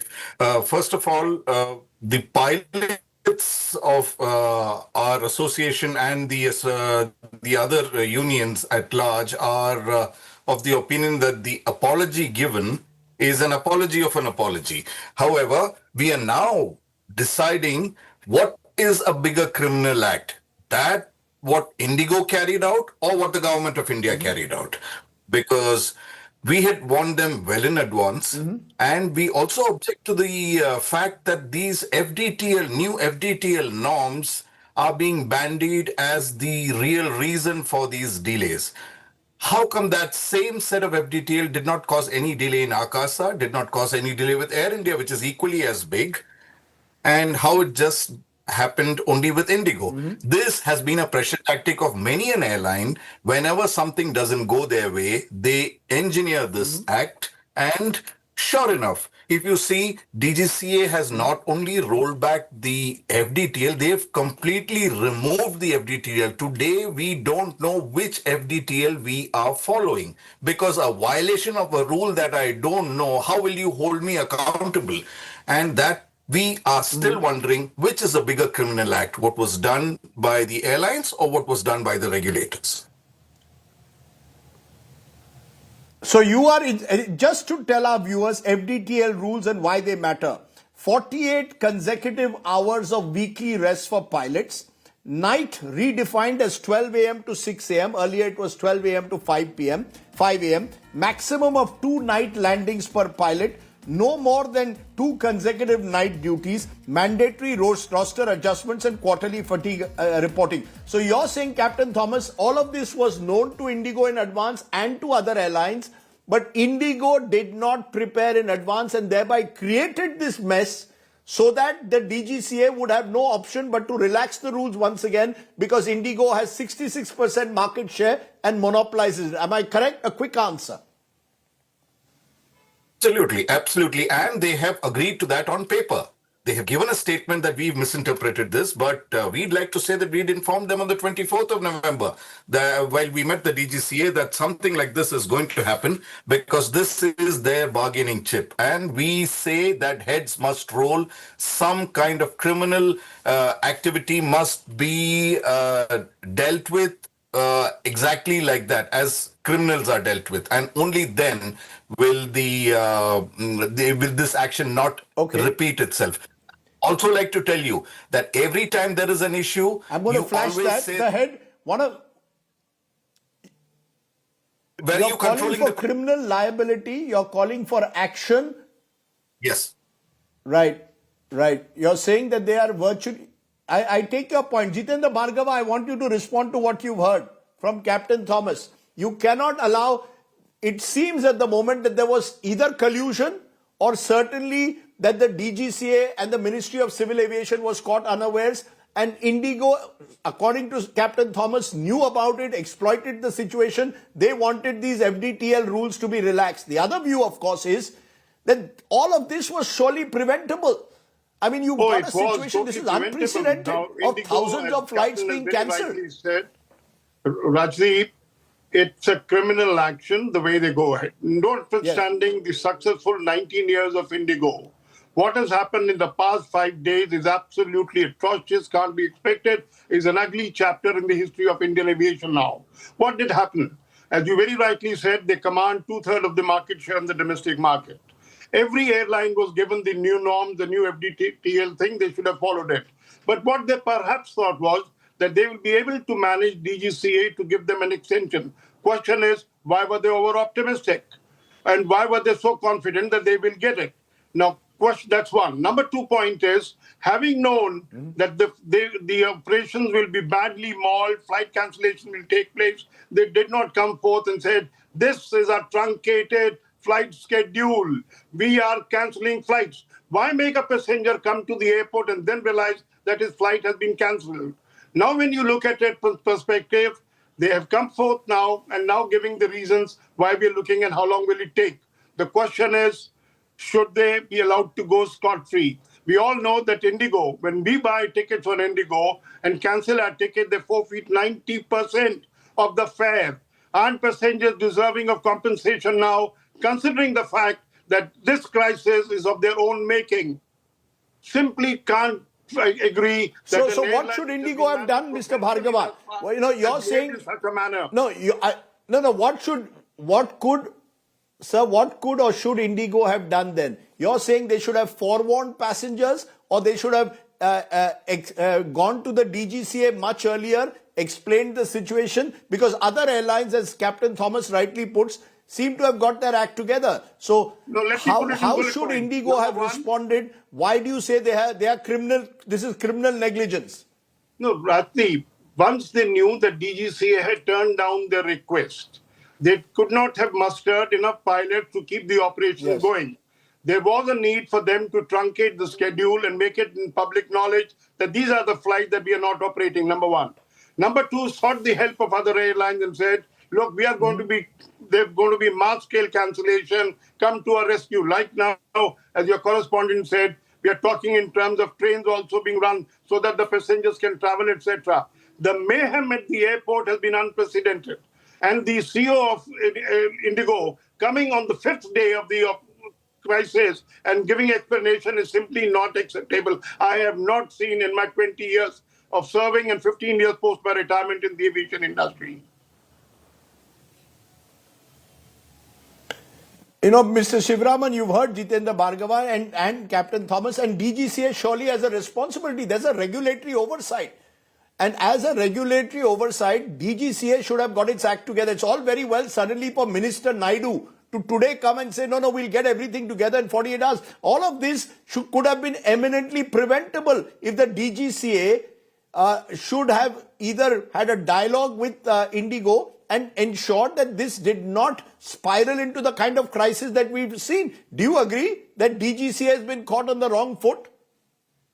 Yeah, the DGCA has been caught on the wrong foot. But before that, I would like to say that there is a board of directors for the IndiGo.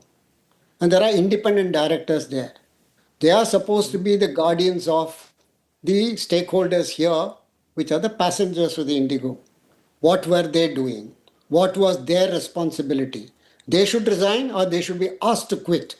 Number two, when these new FDTL were announced in the late 2023, it was clear that the airlines had to get themselves ready for implementing these new FDTL, which required a little bit of addition to the crew, which probably IndiGo did not bother to consider at all, because they were a monopolist and they thought they could get away with everything.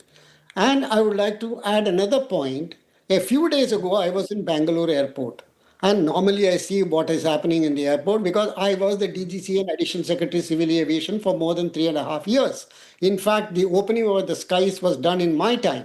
Yes. So I was looking at the airport and I found more than about 15 to 20 IndiGo aircraft just parked there without engines or the engines capped.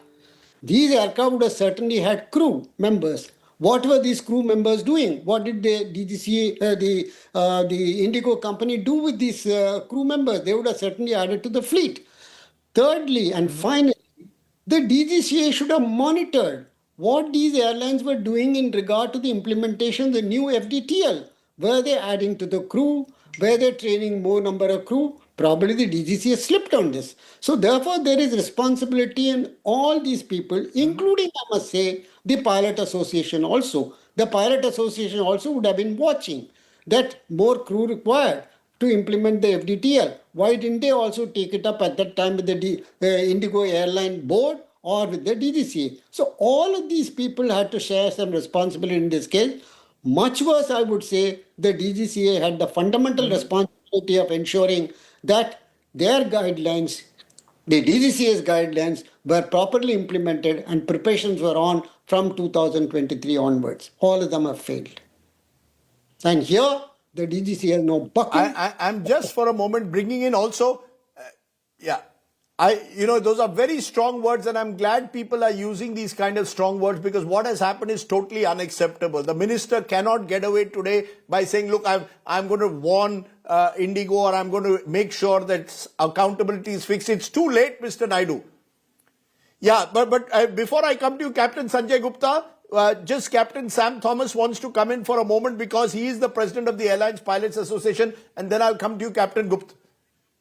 Okay, yes, go ahead, Captain Thomas.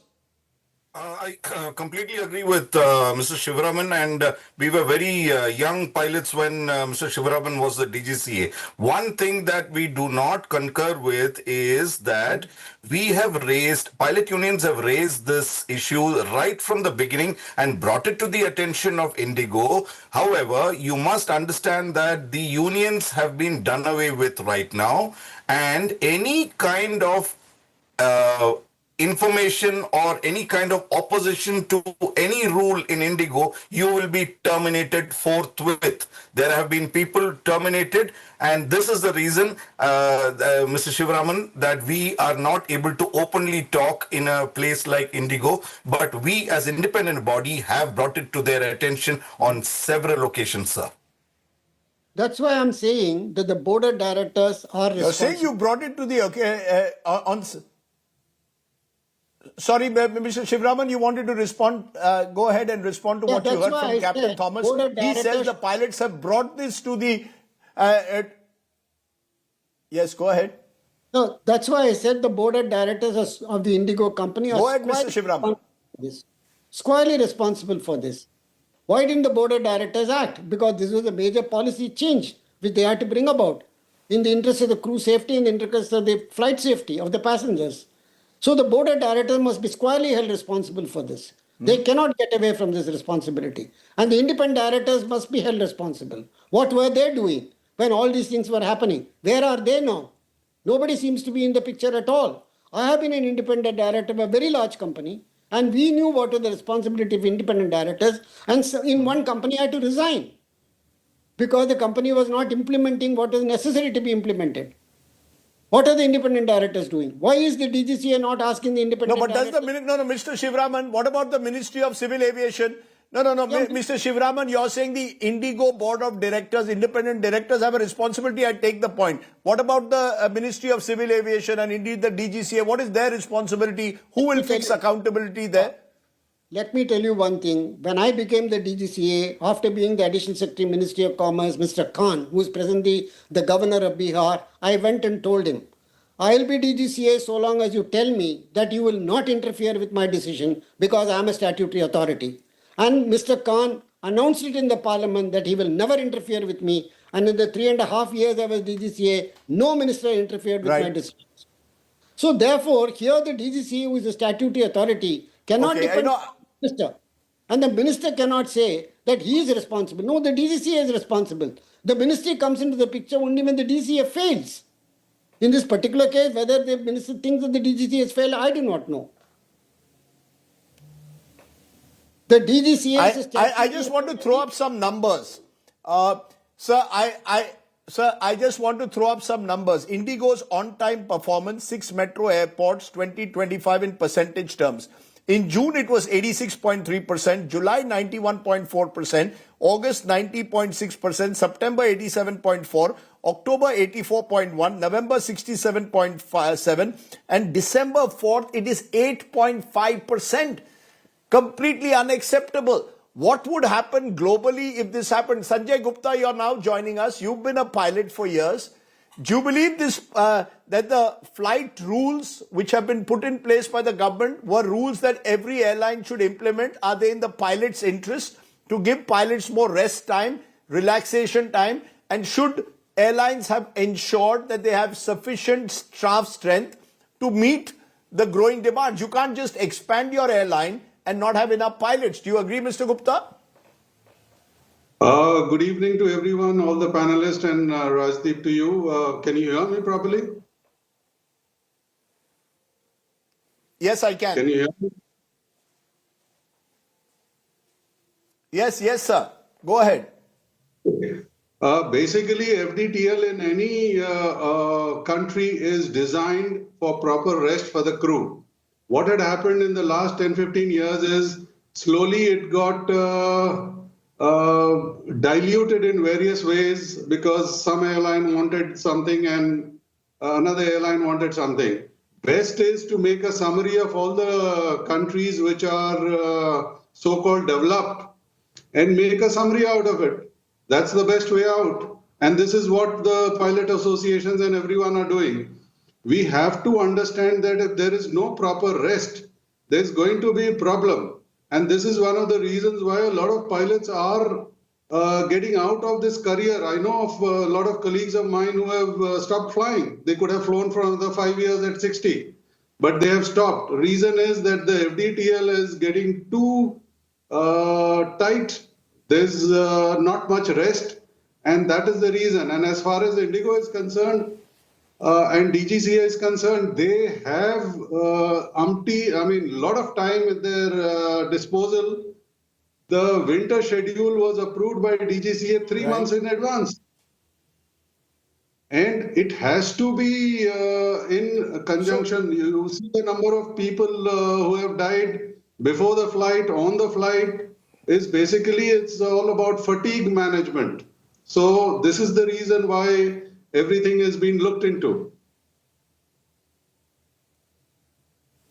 I just want to ask you there, Captain Thomas, do you believe that the relationship is exploitative between the airlines and the pilots? And this is the exploitative relationship that must end. If I am expanding, as IndiGo keeps claiming they're expanding, buying many more planes, going on many more routes, you jolly well also ensure that you have better staff strength as per FDTL global rules. Otherwise, the relationship becomes exploitative and can hamper flight safety and passenger safety. Absolutely. The whole world has gone towards FRMS. which is a fatigue risk management system. India very reluctantly, albeit late, joined that bandwagon. However, these kind of pressure tactics are the ones that are going to help roll back these. Now, today, I don't know what kind of rules I'm following. Secondly, you brought up the matter of OTP, on-time performance. Please be aware that most of the airlines today say, I will take 2 hours to reach Mumbai, whereas I have, for 31 years, flown that sector for 1 hour and 35 minutes. Now, when you say I will do it in 2 hours and you reach there in 1 hour and 45 minutes, you announce that I have reached ahead of time, which is another thing not short of cheating. And again, the statements made regarding the rate of tickets on the other airlines. Always when the other airlines capitalize on chaos that happens in Indian airports, the tickets can go exorbitantly high. And there is a statement always made from the government that we are capping it. Not 1 rupee is reduced, either in the airlines, competing airlines, or in the hotels. Not 1 rupee. So these are cumulatively a huge criminal act, and somebody should pay for it. Somebody should be arrested. Somebody should be made an example of. Otherwise, this will repeat itself over and over again. I'm showing the numbers of what the price was earlier and what's it got now. Someone has just sent me Air India Express leaving Delhi at 1 p.m. to Kolkata with one stop at Guwahati, 50,508 per adult. This is what is happening. These are the kind of, Mr. Shivraman, this is where it comes. The DGCA or the Ministry of Civil Aviation, it should put passenger interests first. The minister, these are the things the minister should be looking at. Other airlines are now exploiting this situation. We are in the festive season at the end of the year. I come back to it, Shivramanji, while IndiGo has a responsibility and they have to pay a price, will the DGCA and MOCA also need to be firmer and stronger with all airlines? Absolutely. For example, if I remember right, the old Indian Aircraft Act Section 5 gives plenipotentiary powers to the DGCA to ensure flight safety, safety of the crew and passengers. Therefore, the responsibility statutorily lies on the DGCA, not the minister, not the ministry. Why do they have a DGCA with the rank of an additional secretary to Government of India? Therefore, the DGCA has to take the responsibility. Why was his staff not inquiring into the progress of implementation of the new FDTL? From the very beginning, it was announced in 2023. And secondly, I also would like to be a little more charitable to the DGCA because almost 30% of his posts are vacant. According to the sources which I saw, that 1,500 posts of the DGCA are vacant. Why should they remain vacant?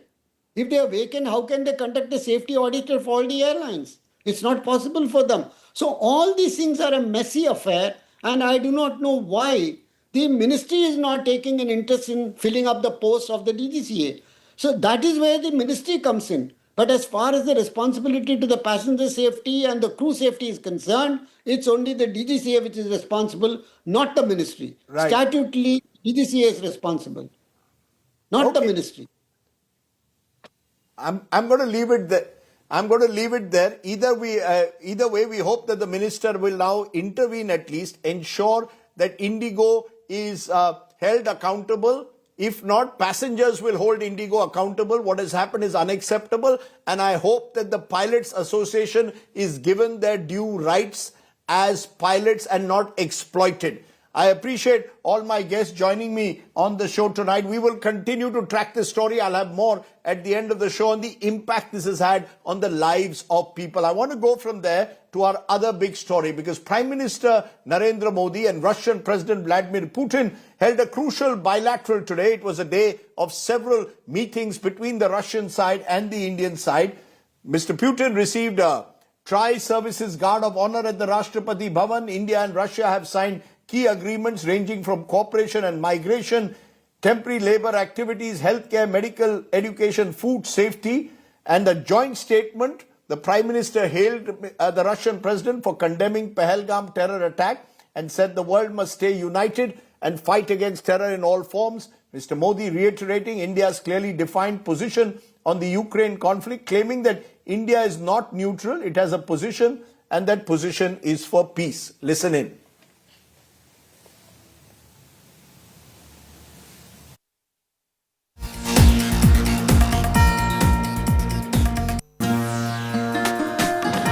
पंद्रह वर्ष पहले 2010 में हमारी साझेदारी को special and privilege strategic partnership का दर्जा मिला।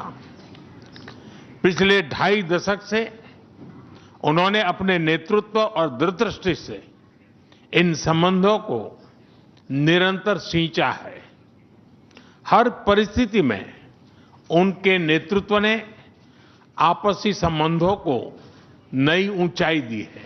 We are also seeing successful partnership in energy. Russia is a reliable supplier of oil, gas, coal, and everything that is required for the development of India's energy.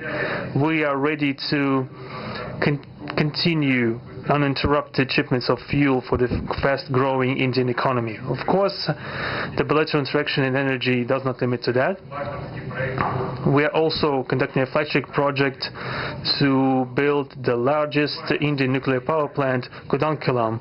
2 out of 6 reactor units have been already connected to the energy network, and 4 are still under construction. Getting this nuclear power plant to full power output will give an impressive contribution to the energy requirements of India. It will help supply Indian enterprises and houses with cheap and clean energy. We presume that we could talk about the construction of small modular reactors and floating nuclear power plants, and also non-energy application of nuclear technologies, for example, in medicine or agriculture.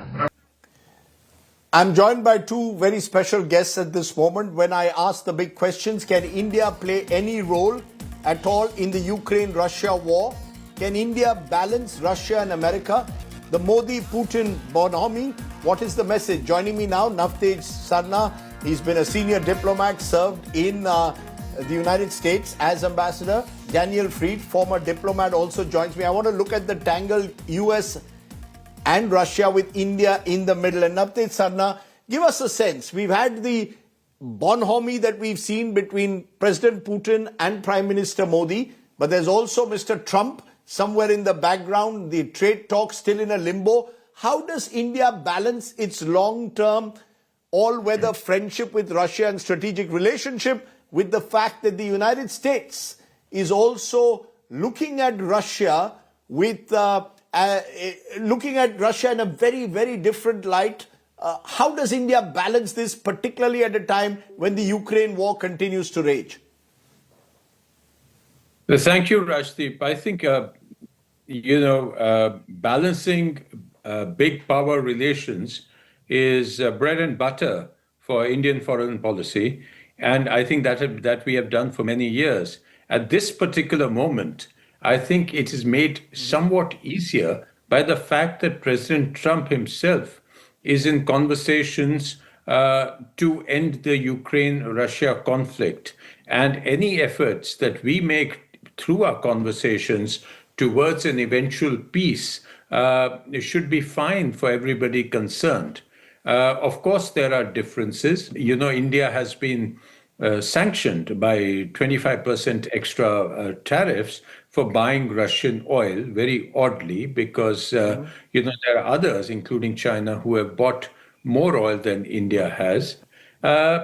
And in the past, we have been criticized for depending too much on Russian weaponry. But I think Mr. Trump fundamentally has changed the ground between where all this is happening.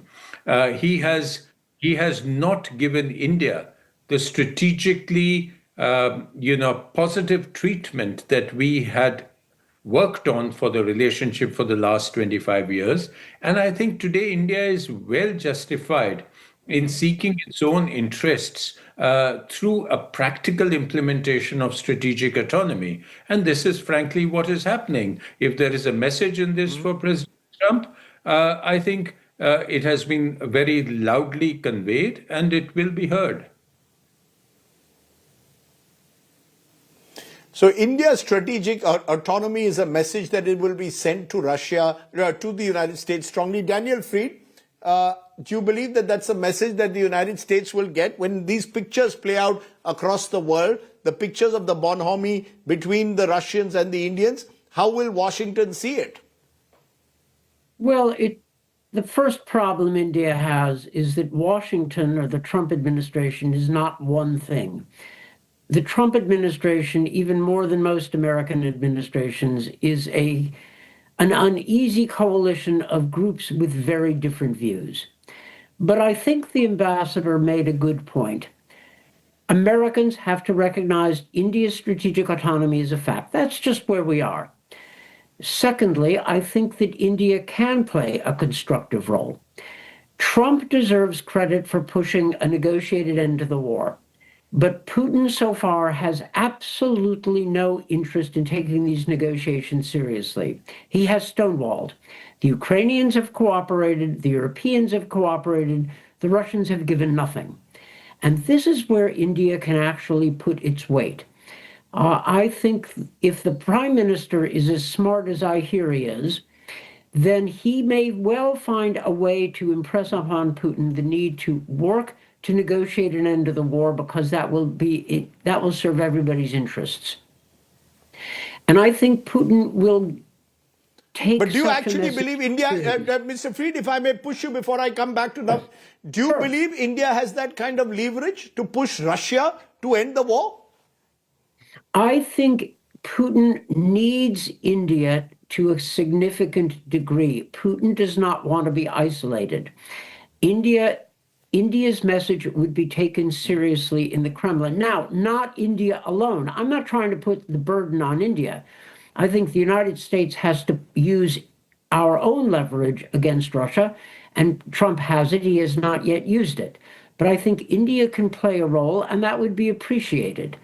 Look, the Americans have learned that we need to work with India, that we will not agree on everything, but we can agree on a great many things.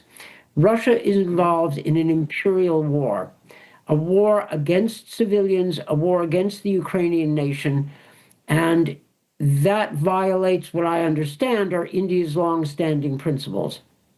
I'm not asking India to break with Russia. It won't do so.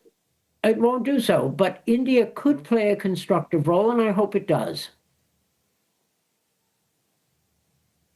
Let me take that to you, Navtesh Sarna. When the Prime Minister today spoke, he said that India doesn't have a neutral position. India stands for peace.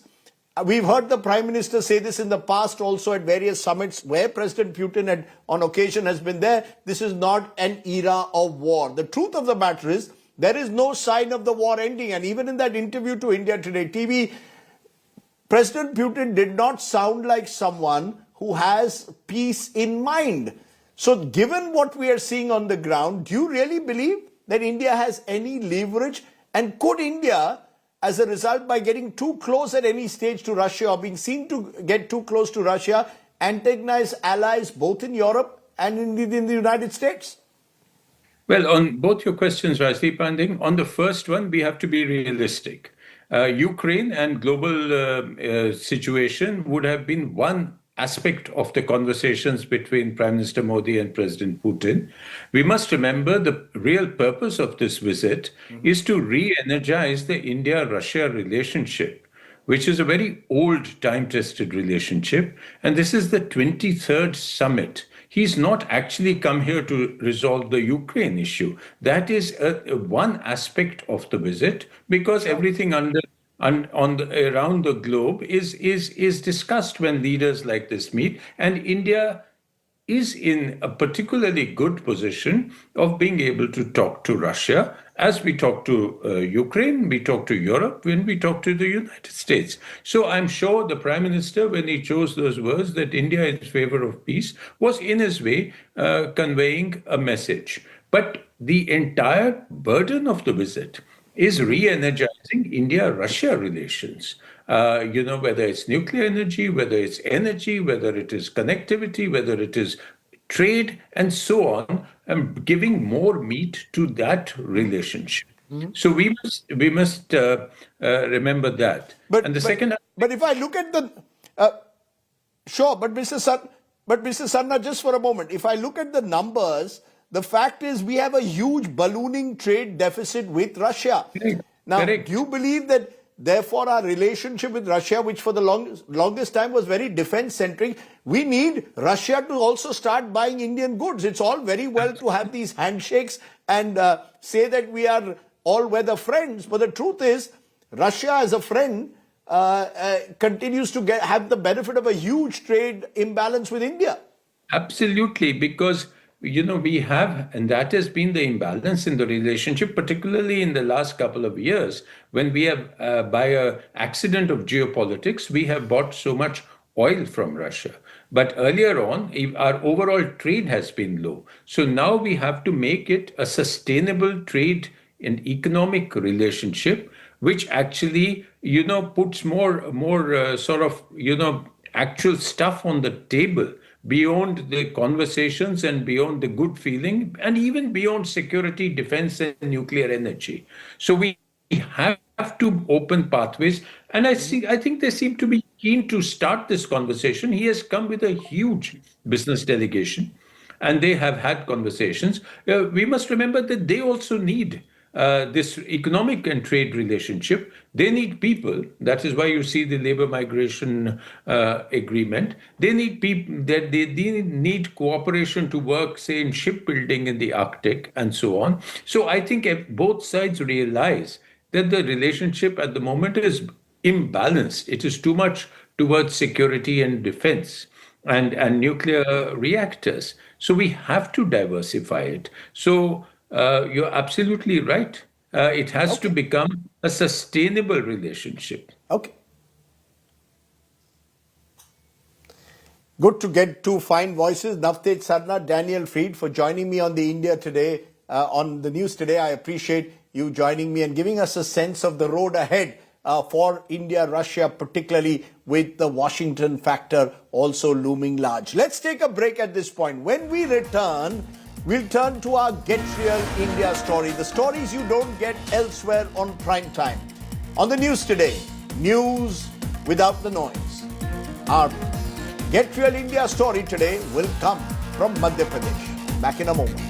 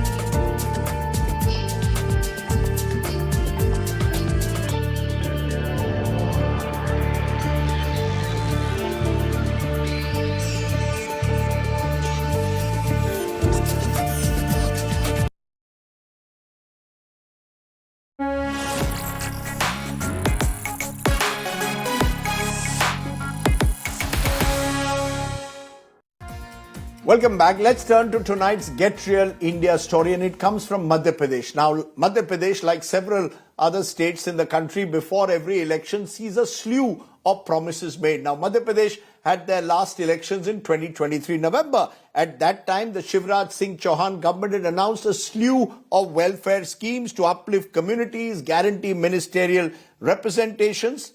Now, guess what? 2 years after their launch, Shivraj Singh Chauhan has moved to Delhi. Mohan Yadav is the new chief minister there. All the schemes that were promised before the elections have been scrapped. Take a look at just how things happen at times in India. Get Real India.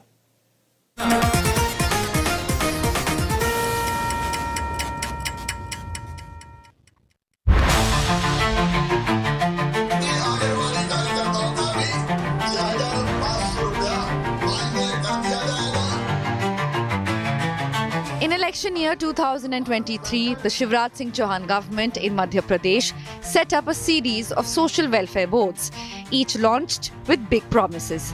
Leaders were given ministerial status and they sent the message that voices of the communities would be heard and their future secured. During the elections, the leaders associated with these communities played a crucial role in securing votes for the BJP from their respective communities. But 2 years later, the picture is totally different. 0 rupees spent, minimal meetings, and not a single beneficiary. The government had created these boards in October 2023 for 2 years, and on September 17, 2025, all the boards were dissolved without any review. The government did not give a single rupee to any of the social welfare boards created for the welfare of various communities in 2 years. Despite the allocation of rupees 8.34 crore, no amount was released to any board. Meetings were not held regularly and no district level meetings were held for any board. The boards created by the Chauhan government included the MP Khush Welfare Board from the Khushwah community, the Swarna Kala Board from the Soni community, the Veer Tejaji Board for the Jat community, the Jain Board for the Jain community and several others. समाज के विभिन्न लोगों को एक रोजगार देना था, उनका विकास करना था, उन्हें ऋण देना था, लेकिन 8 करोड़ 34 लाख में से उनके पास में किसी भी युवा बेरोजगारों के ऊपर एक भी रुपया खर्च नहीं किया गया। मैं समझता हूं कि एक तरह से ये समाज के बोर्ड के साथ में और समाज के लोगों के साथ में छलावा किया, दिखावा किया अपनी 2000 चुनाव की नैया पार लगाने के लिए। The Congress has alleged that the BJP formed these social welfare boards to mislead communities and garner votes in the elections. Bharatiya Janata party हमेशा समाज के टुकड़े करती है और ये हिंदुओं की बात करते हैं। अगर हर समाज का सम्मान करना है तो समाज के जो बोर्ड आपने बनाए हैं, आयोग बनाए हैं, उनको भी आपको कंटिन्यू रखना चाहिए। चुनाव के लिए इनको फायदा है, सिर्फ चुनाव के लिए उनका उपयोग करते हैं, उसके बाद भंग कर देते हैं। When India Today asked Minister of State Gautam Tetwal, he avoided answering and even forgot that he himself had given a written reply on this matter in the assembly. अलग अलग जो समाज के बोर्ड बने थे, कल आपने जवाब दिया है कि वो भंग हो गए हैं। कांग्रेस कह रहा है कि समाज को साधने के लिए चुनाव के आप लोगों ने बोर्ड बनाए। ऐसा नहीं है, समय समय पर सीमा समाप्त होती। मैंने नहीं कहा कल का बोर्ड भंग नहीं हुई है, तो उसमें आया होगा, पर ये क्या है कि अब वापस से फिर से नए सिरे से बोर्ड बनना चाहिए। The boards meant to shape the future of entire communities remained directionless, unfunded and forgotten. Under Mohan Yadav government, they have now been scrapped. Were the boards just an election stunt? With Ravishpal Singh in Bhopal, Bureau Report, India Today. Okay, let's turn from Get Real India to Only in India. Now, these are stories that you might not get in any other part of the world, because in a twist straight out of Kerala's electoral battlegrounds, guess what?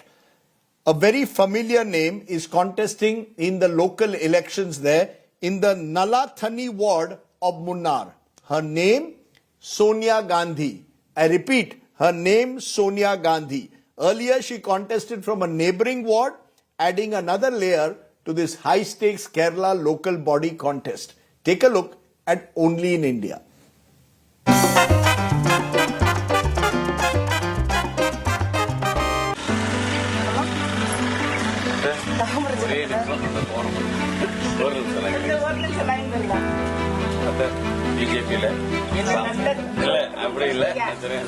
It is the ultimate Operation Lotus.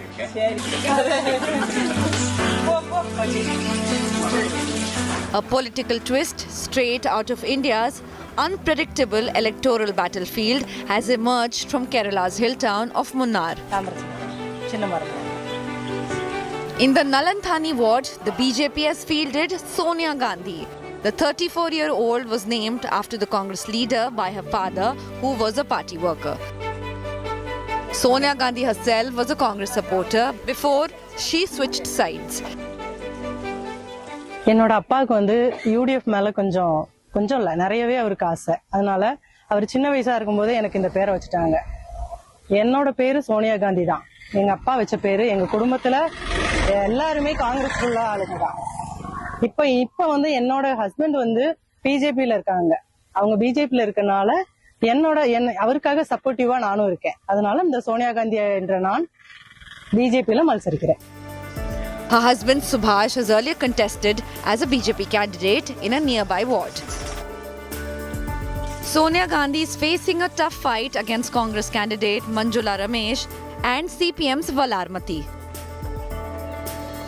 With Shivi Mol, Bureau Report, India Today. Remember that Sonia Gandhi is contesting on a BJP ticket in Munnar's village in the Kerala local body polls. Only in India. Let me leave you though with an image of the day, an image that symbolizes the chaos in the skies. A newlywed couple missed their flight to Karnataka's Hubli after the IndiGo flight, like many others, got cancelled, leaving them stranded in Odisha and Bhubaneswar. Guess what? The family went ahead with the event. The couple joined virtually as rituals were performed in their absence. Sad to say, this can also happen only in India. The good news, of course, is that even the mess in the skies has not daunted some spirits on the ground. We wish them a happy wedding life. Hope they can fly in calmer times in the future. For now, stay well, stay safe. Good night, Shubhratri. Jai Hind. Namaskar.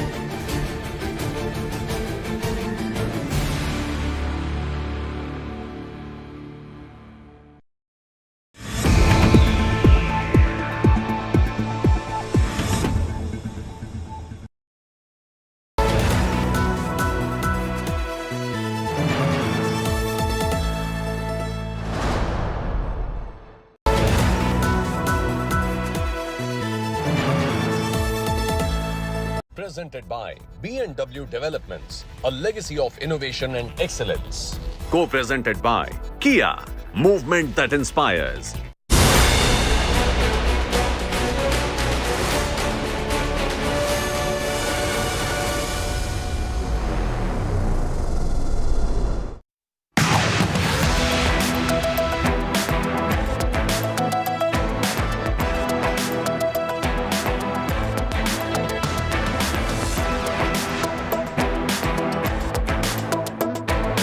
In view of the sanctions by the US, the arm-twisting methods that are being adopted, how do you plan to circumvent all this? Will you pull back or push harder? Do you want to go back to being a part of the G8? Because that's a lot, there are a lot of reports on that. So is that something that Russia is looking at? When you met Prime Minister Narendra Modi in SCO, and there was this picture and video of you and him going in a car, how did it go about? How did it happen? And what did you discuss in the car? Complicated orchestration just as friends. We got together in one car and we spoke. Along the road, there was always something to talk about. What are the solid announcements during this visit? And I ask you this is because the world, and you know who I mean, would be watching.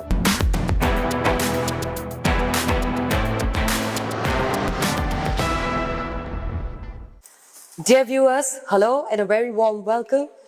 You're watching Aaj Tak India Today and I'm Anjana Om Kashyap and we're at Kremlin today and you're about to witness history, a very historic moment. It is said that when two old friends meet, they have their private jokes. They have a lot of banter, they have a lot of